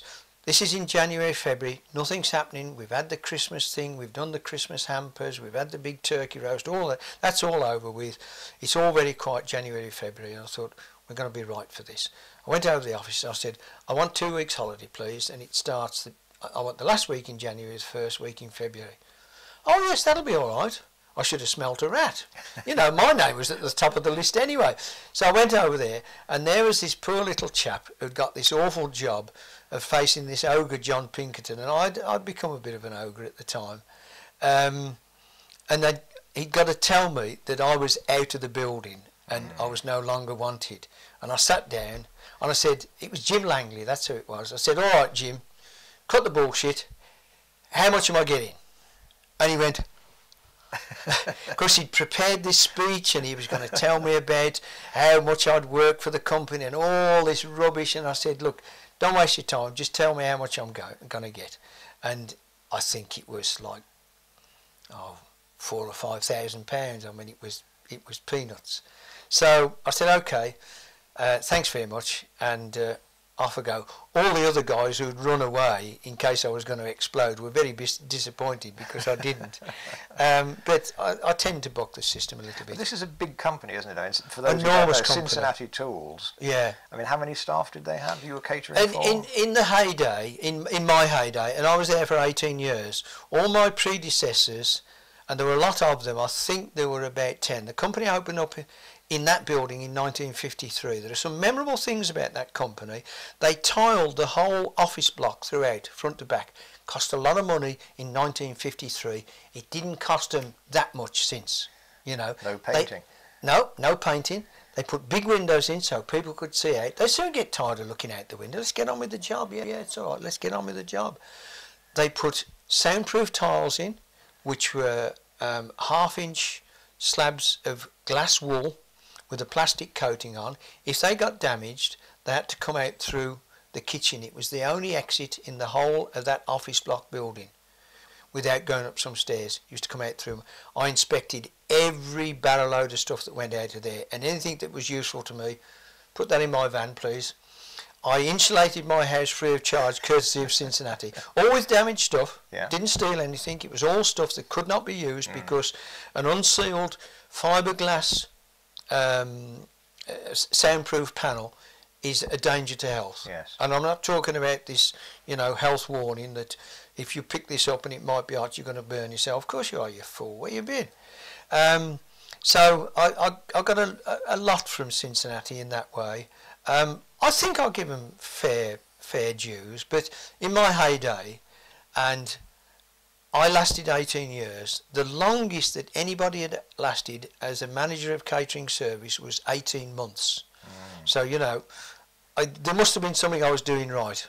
One of the things I did wrong was to go to work in a Rolls Royce, but I'll tell you about that later. On my way back from being told that I was no longer wanted, and it's a hell of a shock, it really is, especially when you hadn't got the sense to realise that your name was at the top of the list. But I beat the system, because all the other people were going to get made redundant the following Friday. I beat them by a week, you see. So again, I had this bit of luck to beat the system.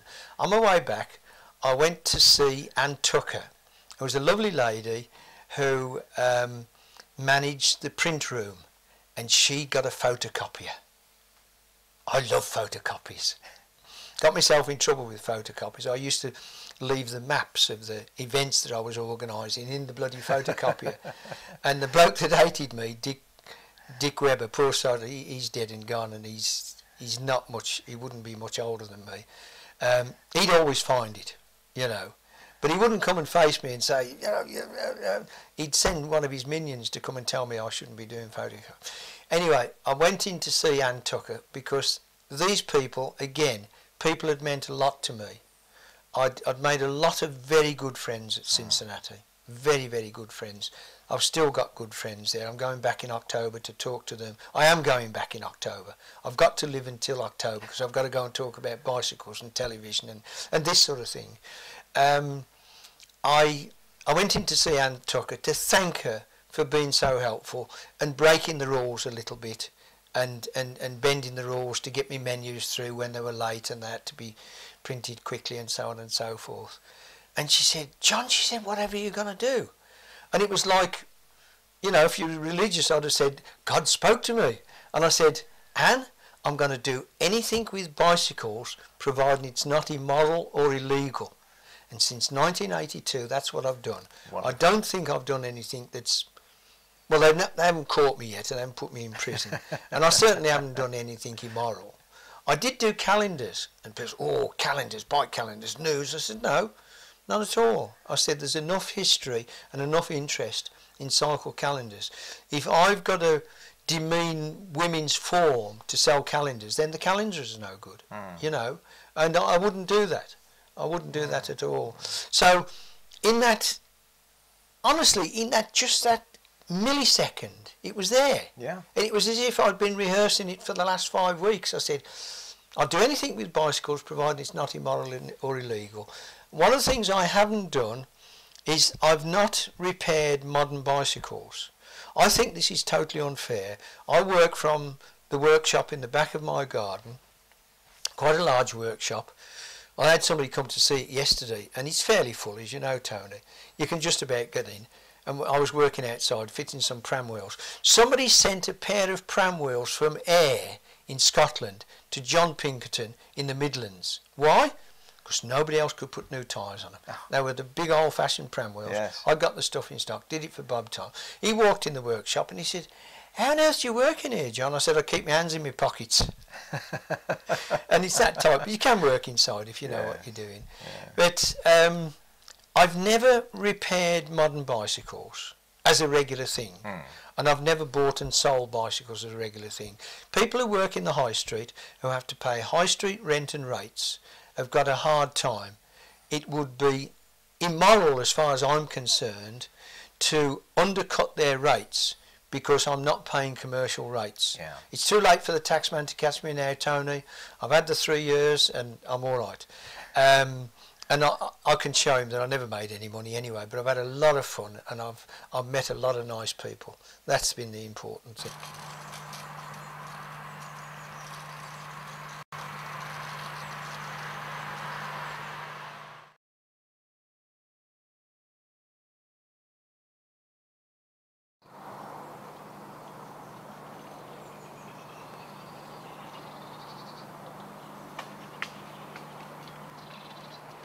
Before we go into the bicycles more, let's talk a little bit about married life. You spoke earlier about Dorothy. How did you meet Dorothy and when? I was madly in love with this gorgeous Irish girl. Wonderful. She was a Roman Catholic and I was a Protestant, and that was never going to work anyway. And she up and left me eventually, let's put it like that. And Dorothy caught me on the rebound, or at least I caught her on the rebound. I met her at the merry-go-round restaurant in Easy Row. I'd been working for Eddie Staveley, the plasterer. Don't lean on the wall, you'll slip. I thought, well, I suppose I better get a proper job and go back into the catering trade. I applied to the City of Birmingham Restaurants. City of Birmingham Restaurants was an organisation which took over from the old British restaurants. During the war, because it was necessary to control or try and control the use of food, and to provide workers with food that they could afford, that was nourishing and was available at all times of the, not night, but all times of the day, right up until 11 o'clock. There were very temporary buildings set up all around the city. There were shops taken over, and there were these British restaurants set up. Now, after the war, the government rightly decided that these could be handed over to the local governments.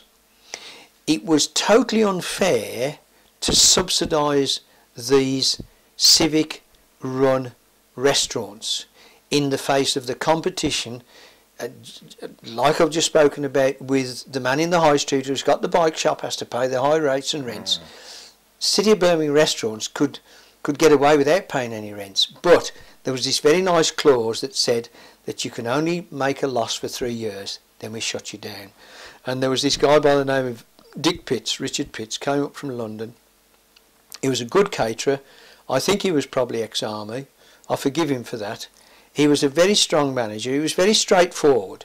If you'd done something wrong, he'd come and tell you. When he told you, and you'd explain the situation, and you shook hands, that was the end of it. It was never, and I remember when so-and-so happened at such and such a place. You know, he was, from that point of view, he was a good manager. Now, I applied for a job at City of Birmingham Restaurants. They wanted a chef at the merry-go-round restaurant, and that was on Easy Row, on the slope, above the West End Cinema, Collier the Rover dealers had these wonderful see-through shop windows. Now you say, well, shop windows are see-through anyway. Not if they're flat glass, because you get reflections. And what they did from, I suppose, about 5 foot high, they put a curved sheet of glass so there's no reflection and you could see right into the showroom. The workshop for the blinds, as it was called then, we hadn't got unsighted people, they were blind people who used to make baskets and all sorts of things. They were next door. And then there was this place which was called the merry-go-round restaurant. And what a merry-go-round that was. It was an absolute madhouse. There was a quick service restaurant at the front where you queued up and shouted your order, and the people behind the bar made the coffee and they toasted the tea cakes, and you found a seat if you could, and it was always full. And there was a restaurant at the back, and at the back of that there was quite a small kitchen, and I was put in charge of this kitchen. Because I'd had such a good grounding with the College of Catering, where I'd sat and passed 3 sitting guilds examinations, I was able to manage that kitchen and bring it into good order and control it and get it working well, and things were really happening well. And there was this lovely little girl, she was only about that big, lovely smile, beautiful figure, and her name was Dorothy. And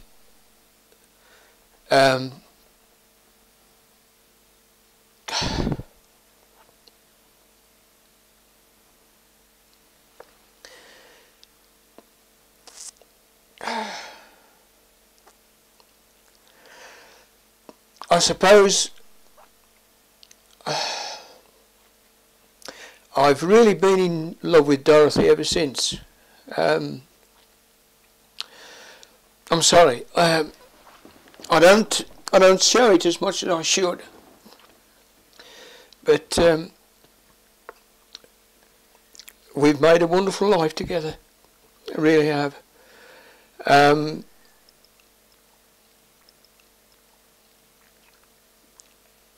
She was the bookkeeper there. She was the cashier and bookkeeper, right, and I was the chef.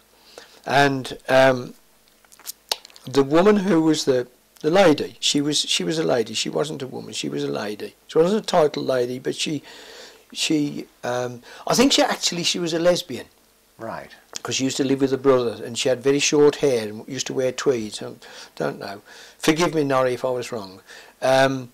She was a bloody good manager because she did exactly as Dick Pitts told her to do, and she was absolutely cast iron, and she was determined to do what she was told, and she was successful. There was another restaurant in the group.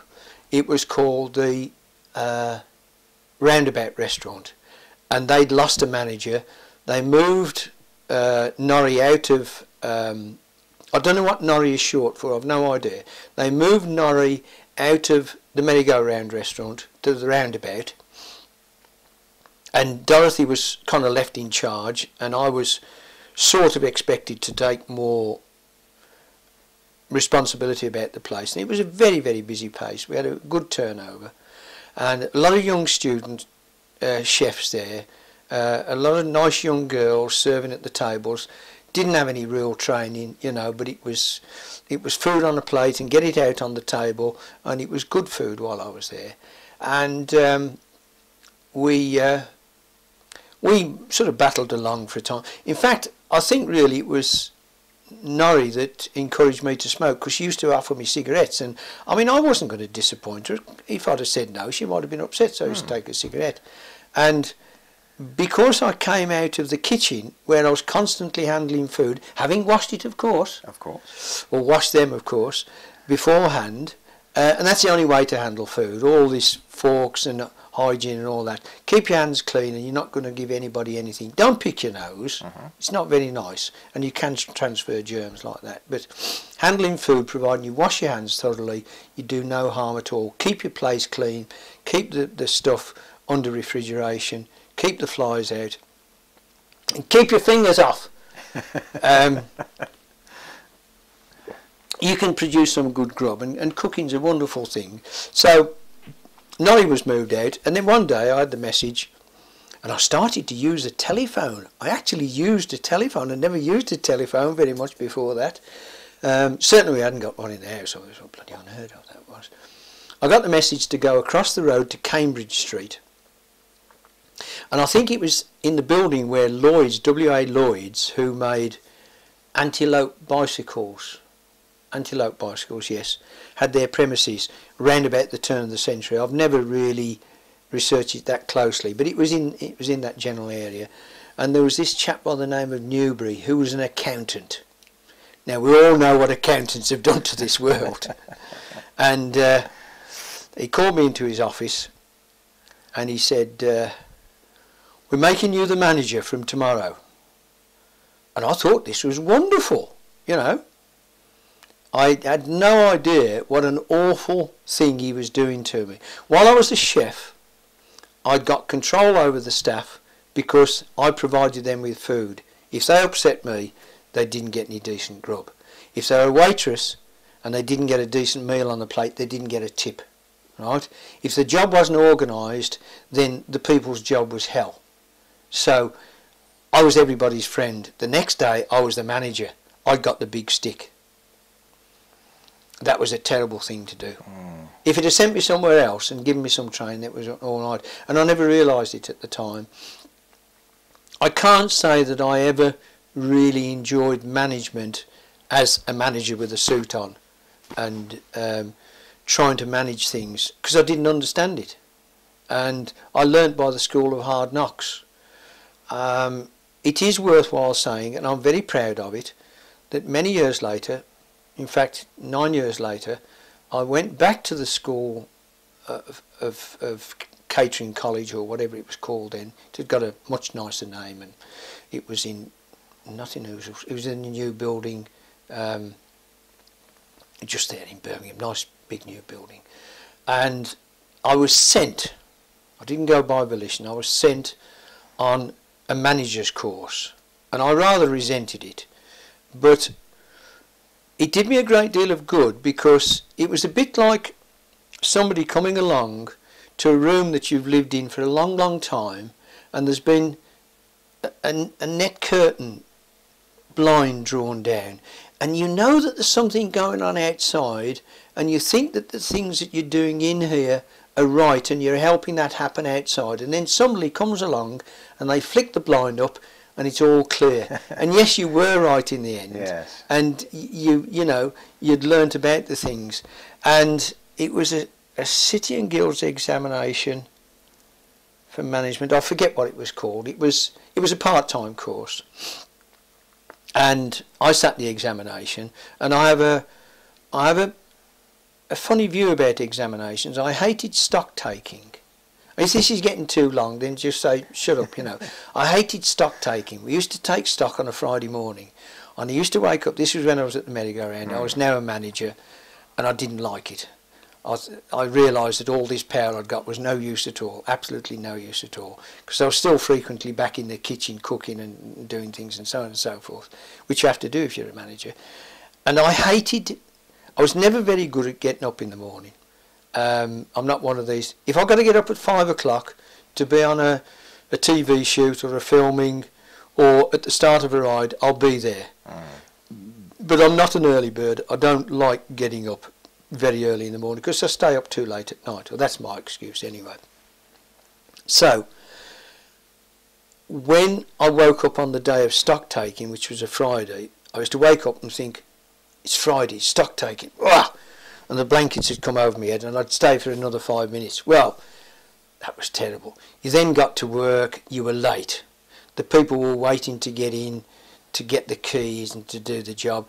They were upset, and, you know, I was becoming more and more upset.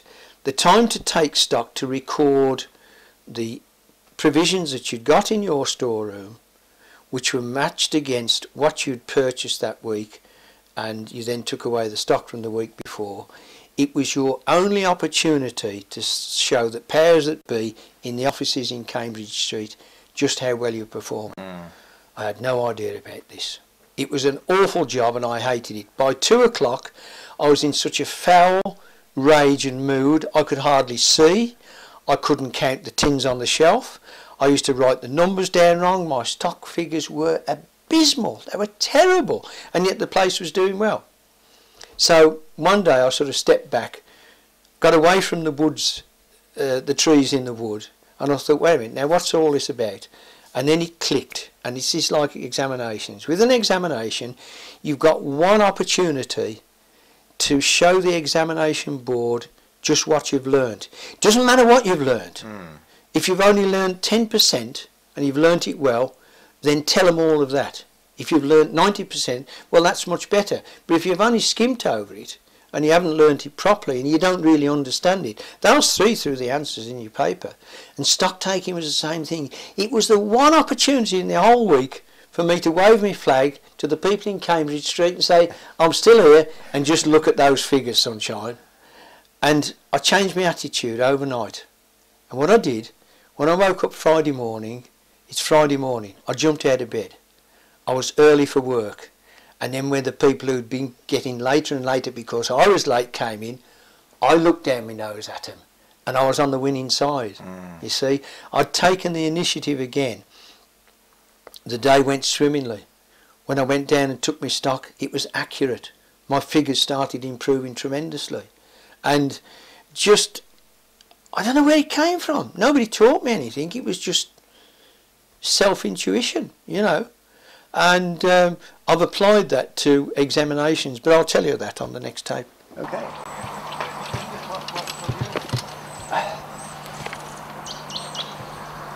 Having taught myself that my one opportunity, which came every week, now a lot of people don't get that opportunity, to show the people in the office how good I was by accurately recording my stock figures, which showed how much money I'd spent on food and how much money I'd got in the till, and take the wet from the dry and divide it by 2, and I got nothing. You know, it was a big eye-opener.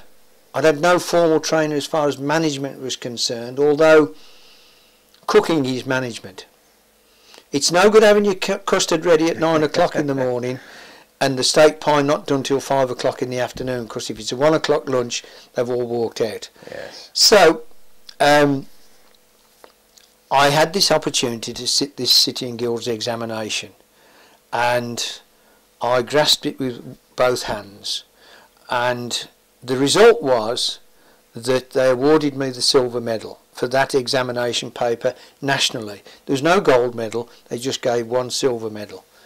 It was quite interesting to note that the man that I was ultimately responsible for, a man who had inherited the company of Midland Catering in Bristol Road South, and I can't remember his name, and I'm not shy of saying it, when he was told that I'd got the silver medal, his comment was, "Oh damn, I wanted to sack him." And that's the way it was. I mean, people were sacked on the spot, and redundancy, that sort of thing, didn't work. Yes. I think it's worthwhile just expanding this a little bit, to think about examinations, school examinations, and any sort of examination. It's been built up by the media as being a horrendous time. There are school children committing suicide in Japan and all this and rubbish and so forth, and most of this is generated by the media. What the media wants to concentrate on, or could concentrate on, what they want to concentrate on is selling more newspapers, and what I'm going to say probably won't sell newspapers. But young people and parents of young people who are sitting examinations, and all examinations are important, must remember this thing very, very clearly. It's the one opportunity in that academic period of time, whether it's a year or whether it's 4 years at university or whatever, it's that one opportunity for the student to show what they've learned. It doesn't matter if they've only learned 10%. They can expound on that 10%. And so many people, and I did it myself in the past, don't bother to read the paper. They start off, oh yeah, we got the answer to this, and scribble away, and they find out they've wasted half of the time answering the wrong questions. And they're usually finished halfway through the allotted time. The examining board give you a certain amount of time, and you're a fool to yourself if you don't use it. I was the last person to leave the examination room when I won the silver medal. and I used every minute to my best advantage. I'd learnt a lot by then. As my father used to say, you don't catch old birds with chaff. And you bloody don't. It's no good you putting chaff out on that bird feeder. They won't come. They'll have one look and they're away. Yes. You've got to give them the real corn. And that's the important thing about examinations. It's your one opportunity to show what you've learned. And people have got it all wrong. They're terrified of examinations. La-di-da-di-da. Okay, we've done all that. Fine. Next. Good morning. You won the sweep, have you?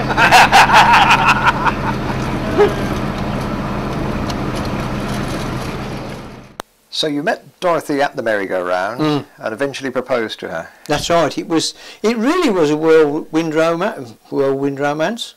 Yeah, that sounds right.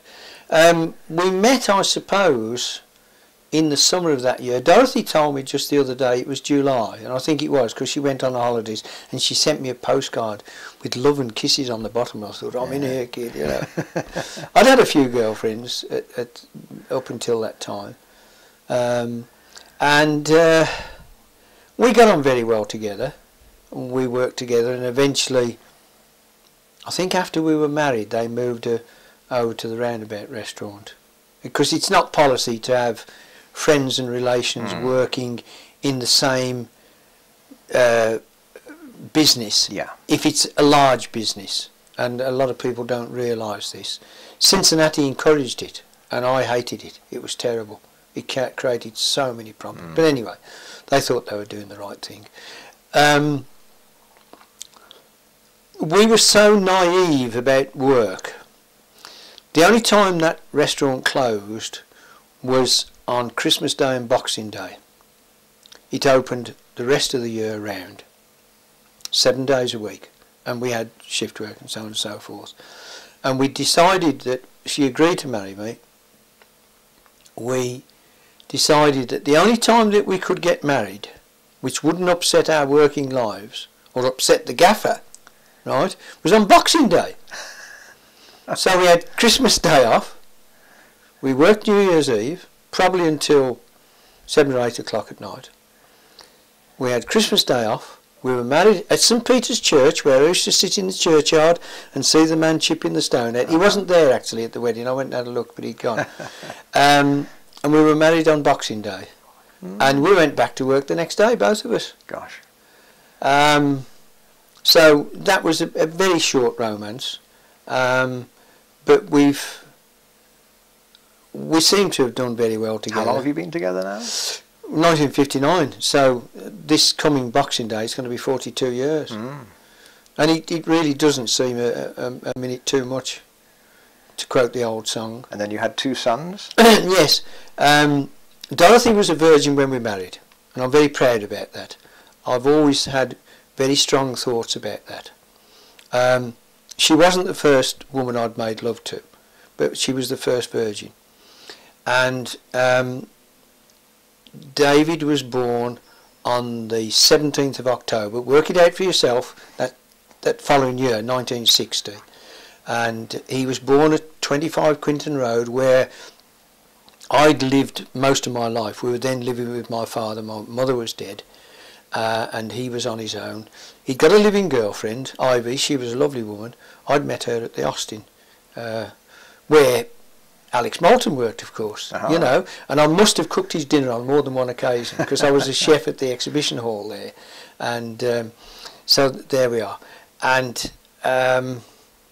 David was born at home, and one of the first things I did shortly after things had become to get back to normal was to buy Dorothy a tumble dryer, because one of my lasting memories as a youngster was wet washing hanging about in the winter, and I thought, if Dorothy's got to put up with nappies, because you didn't have these throwaway things that people throw on the side of the road and leave in public litter bins and so forth and put in public toilets, the nappies had to be washed every day.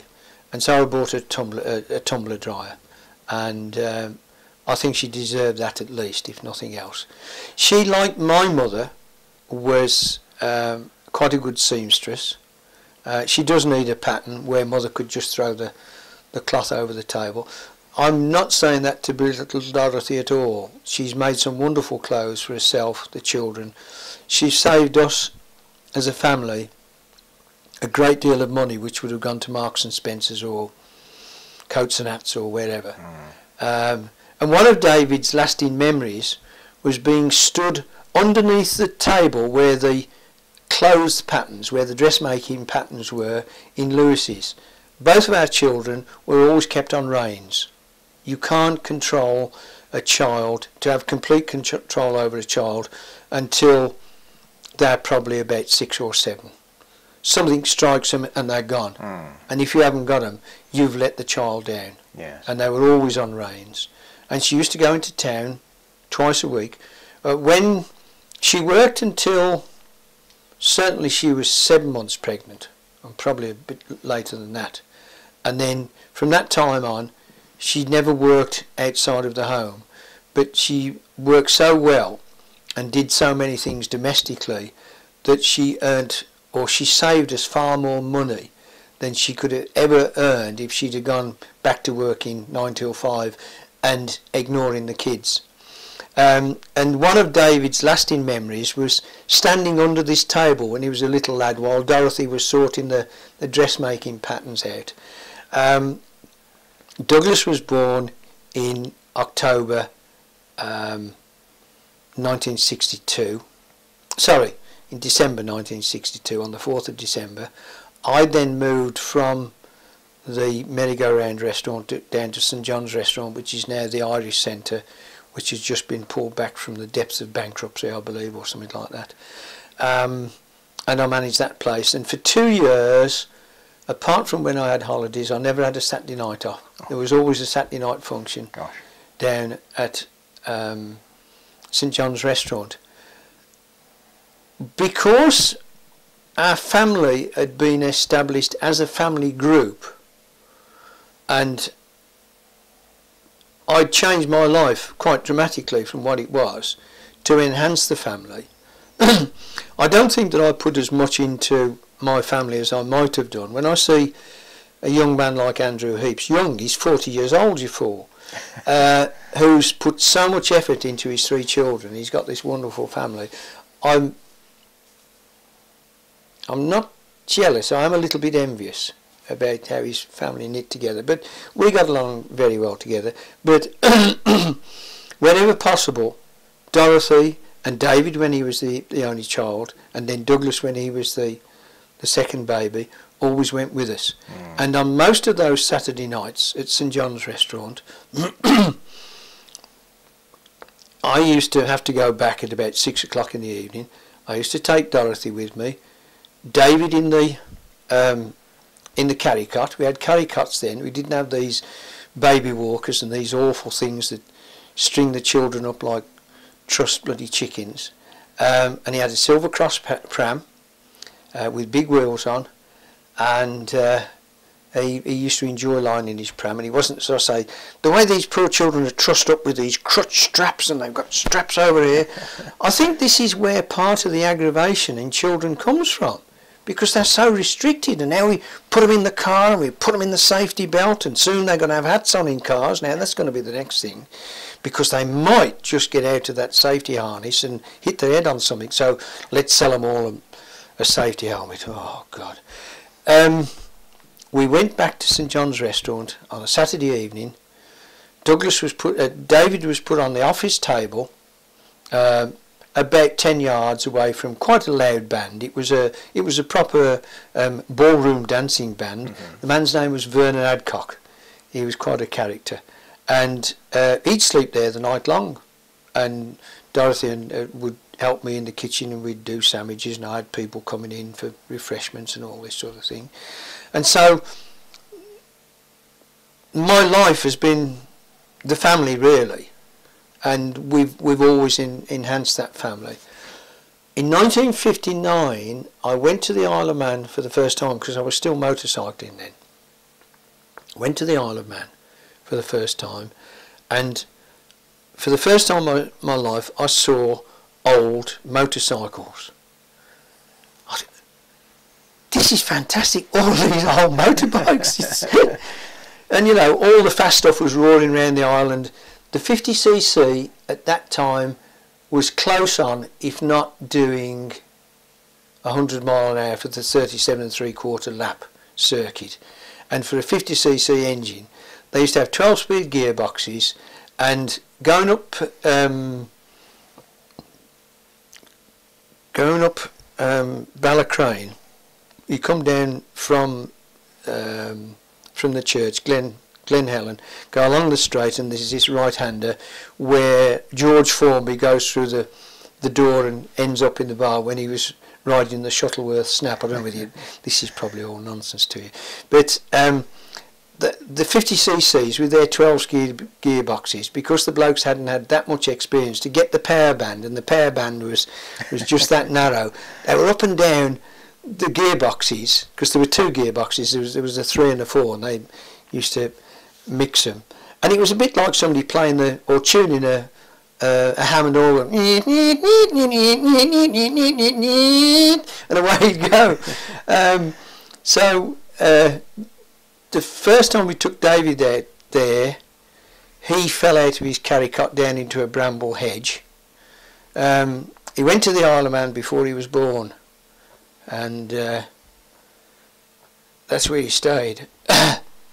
But the old motorcycles, these funny old motorbikes with flat tanks and hand change gear sticks and oil pumps and all these funny sorts of things, and flat footboards, Commodore flat, and leg shields and all this sort of thing. They were fascinating. And the one chap that I chose to speak to was leaning on the sort of perimeter rail. It was only just rough wooden fencing to delineate where they could put the bikes and where the public might stand. And he was sucking on his pipe, and I said, is one of these old motorcycles yours? Yeah. Wonderful conversationalist. His name was David Knowles. He was a friend for life, but he was terribly unenthusiastic about introducing new people to the club. That was in the June. By the end of that year, we got our first vintage motorcycle. No, by the end of that year, we got our second vintage motorcycle. The second one was a big V-twin with a single-seater sidecar. Big, powerful. 1927, flat tank, 3-speed, lots of noise, very brash, brummy still. And I bought this thing for £25. All my bikes have been 25 quid. Well, not so you then got heavily into motorcycles. Oh, absolutely. You know, anything that I do, it's flat out. The people say, oh yes, I drink in moderation. Oh, bugger off, you know, you're just a pain in the bum, you know. If I'm going to drink, then let's open the bottle, and when we've finished it, we've finished it. Do it flat out, or don't do it at all. There have been periods in your life when you've done one or the other. Oh yeah, oh God, oh yes, I've had my fair share of the grain, and a bit of the grape as well. And again, I'm lucky. I have this wonderful luck. I'm one of the few alcoholics who can say, and I'm an alcoholic, because once I start, if you brought a bottle of whiskey in here and said have a drink, then I'd continue to drink. And I suppose I could stop if I really wanted to, but I don't want to. I like drinking. It's wonderful. You have a wonderful feeling, and everybody's happy, you know. And fortunately, most of the time I don't get aggressive. But I have this ability to say, all right, I've had enough to drink now in this period of my life, and I'm going to stop. And I've probably done it 4 or 5 times now. For quite long periods. Oh yeah, yeah, like 9 years. And never, not even so much as the smell of a cork. Not so much. And the biggest test was when, with the Veteran Cycle Club, just a couple of years ago, 2 or 3 years ago, we went to a whisky distillery in Scotland, and these people had piled up a triangular pile of barrels, right? Big barrels, hogsheads. They were empty, and I thought, that's where my high bicycle is going. And I had the health and safety man trying to pull me off, and I said, oh, get out of it, you know. And I was up on this barrel with my high bicycle with a bottle of malt whiskey in one hand and a half full glass in the other hand, and it was there. and I never even put my tongue in it. I just took it down and gave it to somebody else. Yeah. You know.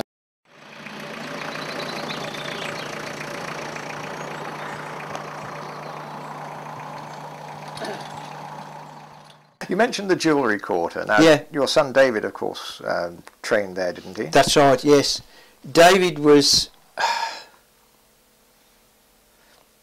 when he was about 3 years old, I took home a triple lever cupboard lock, which is a fairly complex piece of machinery, a brass lock about that big.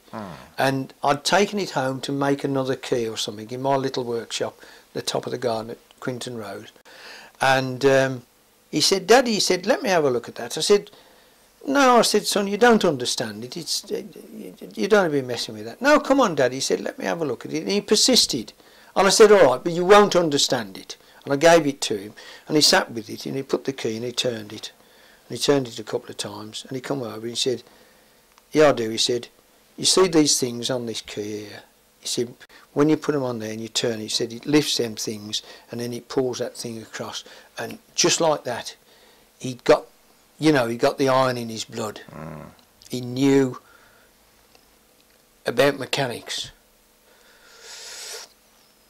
His insight into how to make the best bicycle that you've ever ridden, I really don't know where it came from. David only built about 22 or 23 bicycles. Fortunately, he built one for me. I'm very proud of it, because it's the best bicycle I've ever ridden. Not just because he made it, because it is the best bicycle I've ever ridden, including the Moulton. It's, I won't say it's not, if you ask me, all the bikes have got to go, John, but you can keep one. I think the Pinkerton's going to hold it because it was David's manufacture. The Moulton, I think, is the best bicycle in the world, and I'm serious about that. The people that don't understand that, I feel very sorry for them, you know. And you know that I'm not just a slave to Dr. Alex. I admire him greatly, but I'm not slavish to him. I understand what he's done. I have the greatest admiration for him, and I think he's made one or two very minor mistakes, but they are very minor mistakes. But David had this ability, not only with things, with people. We'd got a problem with a part of a bicycle. This is when we got involved with old bicycles, and we were still involved with old bicycles. No, we weren't. No. It's when we'd moved to Holly Lane, where we live now. I got some trouble with some part of a bicycle. It was a mechanism. And David said to me, he said, you want to take it to the bicycle man? I said, oh, Mr. Garfield. And he said, yeah, that's right. The old... He said, but give it to the proper man. And I said, David, what do you mean?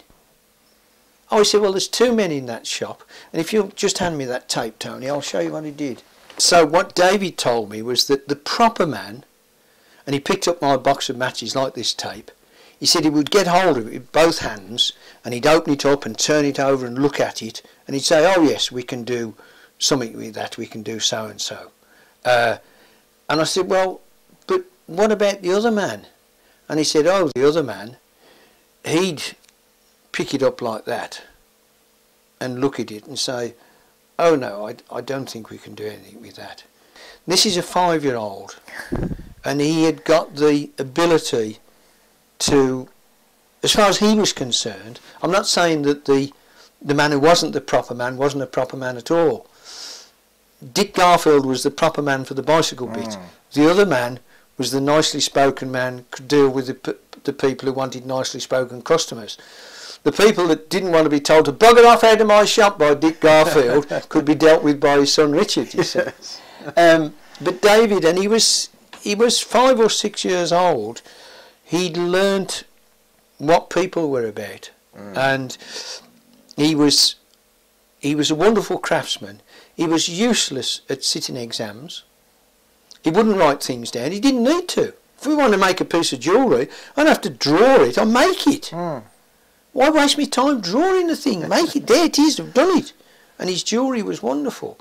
And he did pass out from the school for jewellery, and it was coincidental that at that time the silver market crashed and the jewellery quarter collapsed. The people that had got jobs were put on 2 and 3 days. The new apprentices, you're out the door, sunshine, that's the end for you, you know. Fortunately, because I'd made him, and I had made him dismantle a bicycle when he was about 6 or 7 and scrape it with an old kitchen knife, despite the fact that he knew that if I took it to the spurking man, I said, what's the spurking man? I always said, that man you take it to on a Saturday morning and he spurks it all up. He was a shop blaster. He knew what he was talking about, but I made him scrape that frame with a kitchen knife and then sort of rub it down with sandpaper and paint it by hand and then build it back up again. And that's when, and he hated me for it. Oh, he really hated me for that. Because I could have taken it to the spurking man had he done it half the time. That's when he began to learn about bicycles. He could make an unrideable tricycle rideable. I mean, there's a certain make of tricycle, and a well-known make, a Higgins, and generally speaking, the only way to ride it is to put a handlebar bag on it. Or, one bloke I knew used to put a fairly hefty mole wrench sticking out at the front, and you could ride it then. You could ride it with one hand. You couldn't ride it hands off. David would take one of those tricycles, he'd dismantle it, and he'd put it back together, and he'd take it out on a cambered road and ride it hands off. He had this wonderful perception. And like Douglas to a certain extent, he wants to do his own thing. He doesn't want me to interfere with him. I'm just a stupid old man. And on one of the occasions he asked me to help him.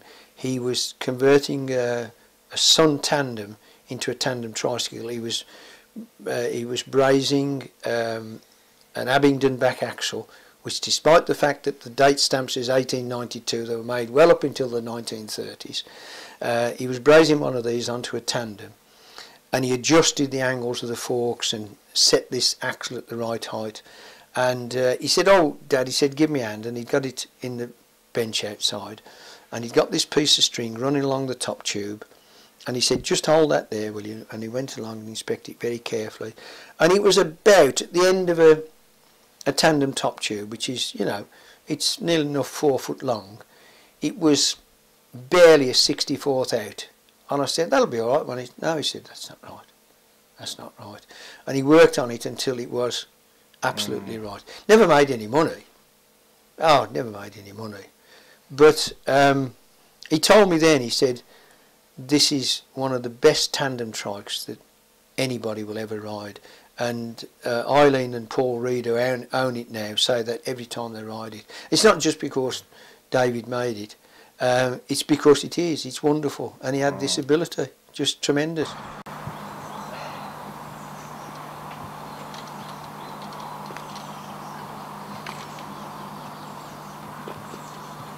So it was through motorcycles that you met Les Wooding, wasn't it? Yeah. Les Wooding was a man who appeared from the Gower Coast, which is down in South Wales. He turned up in the back of one of Charlie Headland's vans. Now, Charlie Headland was a bomb site van dealer down on the Stratford Road near to a very old pub. I'm trying to say the Maypole, but it isn't the Maypole, it's another place. It's only just up the road from Vale Onslow, Len Vale Onslow, who's recently, celebrating his 100th anniversary and rode his SOS, his Special Onslow Special, down to Buckingham Palace. He didn't quite, but he did ride it into the grounds. And he's a wonderful old guy. There's another story about Len, which I won't bore you with. But Les Wooding turned up, sleeping rough, in the back of this van.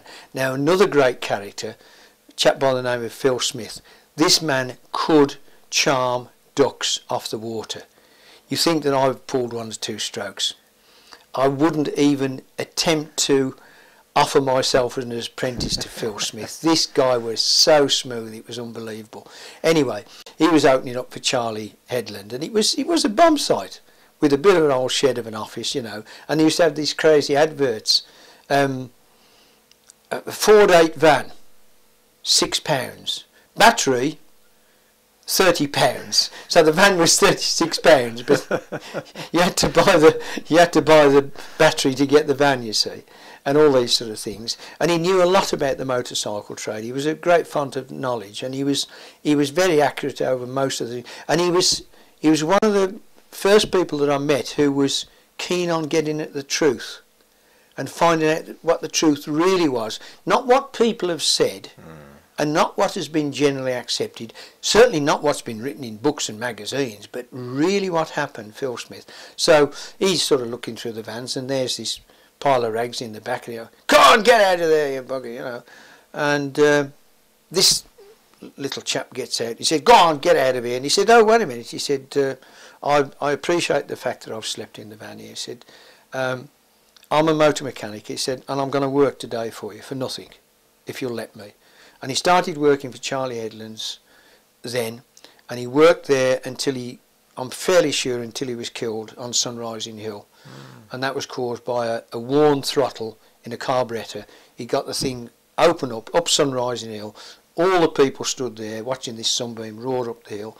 He hit a patch of oil, put it into what's called a tank slapper, where you lose control of the speed. He shut off, but because the slide had worn in the carburettor, when he snapped it off, instead of it dropping down, it just wedged, so he was still on full throttle, and he had no time. He went out of the first big corner to the what was effectively the hairpin. He'd got no chance of getting round, and he went straight in the brick wall. And Frank Sims saw him, and immediately after the accident, and there was somebody else stood there, and Frank come up and he said, "What's happened to him?" Oh, he said, "Don't bother about him, he's dead." And he was killed stone dead right there and then. Gosh. Terrible. What Les did was introduced our family to the world of veteran cycles. At that time it was a joke. Oh, there's these old penny farthings, and there's this bloke with this bone shaking, and knew half a dozen people. And because in 1965 taxation for motor cars was split up into 4 quarters of the year, and Easter was set not by religion but by the bureaucrats in Whitehall, and what they said was that Easter would fall on the last weekend of the 3rd month, right? So Good Friday was off, Saturday, Sunday and Easter Monday. The religious bit had nothing to do with it. Nearer to the old quarter days. That's right, yeah. Now, because people didn't use their motor cars throughout the year, they would put them up in the winter, and they'd use them for the 2-3 months period, or the 6 months in the middle. But the government, being clever people and realising that they'd sell more petrol at Easter than probably for the next month, you had a special dispensation where your 2nd quarter's tax gave you the Easter weekend. Right. It only started on midnight of the Thursday before Good Friday, but then you could drive your car off legally. Right. And this meant that we had some pretty horrendous traffic jams. I mean, you talk about traffic jams now, and the whole of the UK is a 70-mile-an-hour traffic jam. You only need somebody like that chap who decided to get up on the gantry, and that just blocks it, absolutely solid. And for those of us who've got folding bikes in the back of our cars, we just jump out and smile as we ride along the road. Lovely, smashing. So it was deemed that Easter Sunday was not the day to go out on your vintage motorcycle. You'd got these people who were bringing the cars out from being laid up in the winter. They weren't properly maintained. We didn't have the MOT. They hadn't got brakes. There was all sorts of dangers, one thing. So Les said, instead of getting involved in all these silly traffic jams, I've decided that I'll organise a bicycle ride from Kidderminster to Stourport, because there's a cycle track along the dual carriageway. There was one either side, you see. And that's what we did that's what we did in 1965. I went along for the laugh. I mean, it was a laugh, it really was. I was full of the joys of spring and the power of a 976 V-twin 3-speed Royal Enfield with sidecar and footboards, and it was the 182 sports model, not the 180. Didn't make any difference, it only do about 45 mile an hour. But it suited me, and Dorothy used to sit in there with both the babies on her lap, and On occasions, we even had next door's dog with us, you know. I did all sorts of things, camping with the outfit and one thing and another. And we went along in the little A35 van that I got at the time, and we thought it was a wonderful laugh.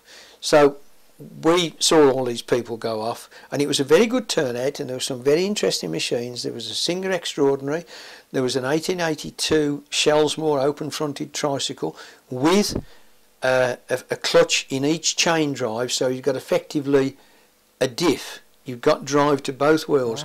And unlike the James tricycle, which did have a free wheel built in the end of the hubs, we used to get a drive like this. With the Shellsmore, you didn't.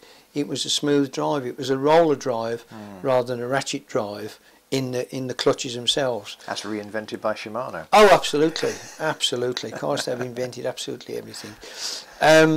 There were bone shakers. There was a Dursley Pedersen there.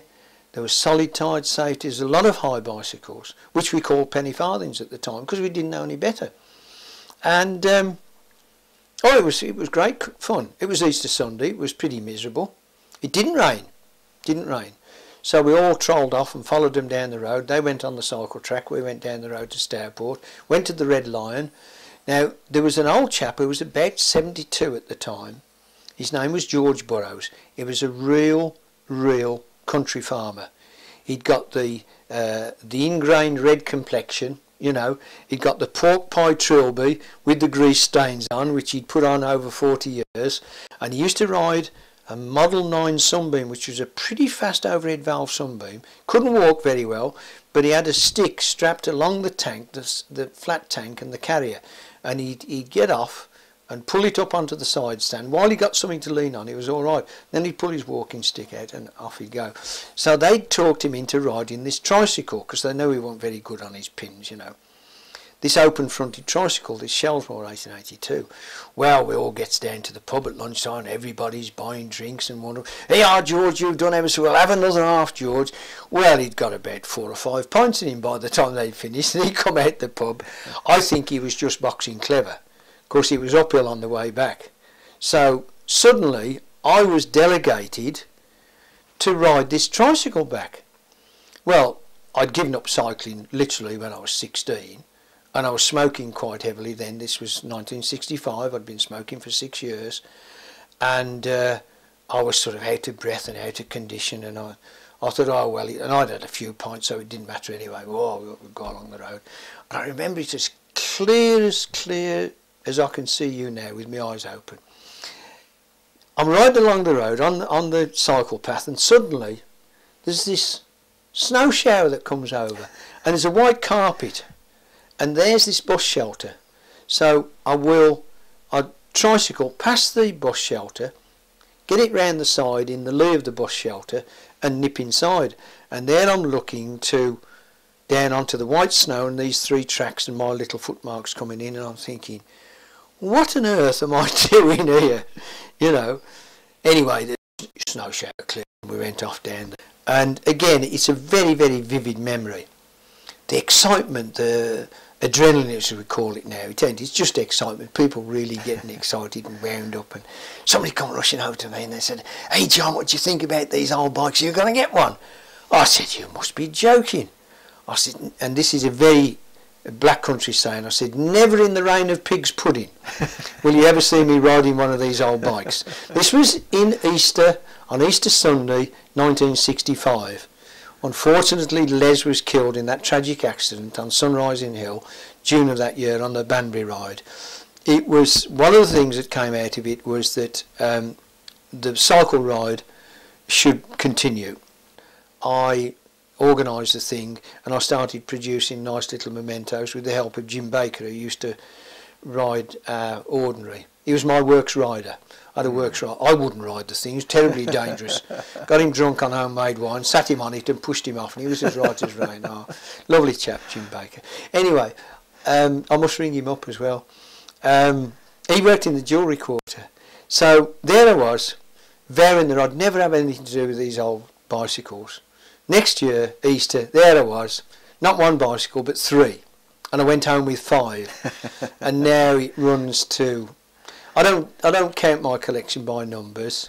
When people ask me, I tell them that I've got almost one of every type of bicycle that was ever made. Not make, but type.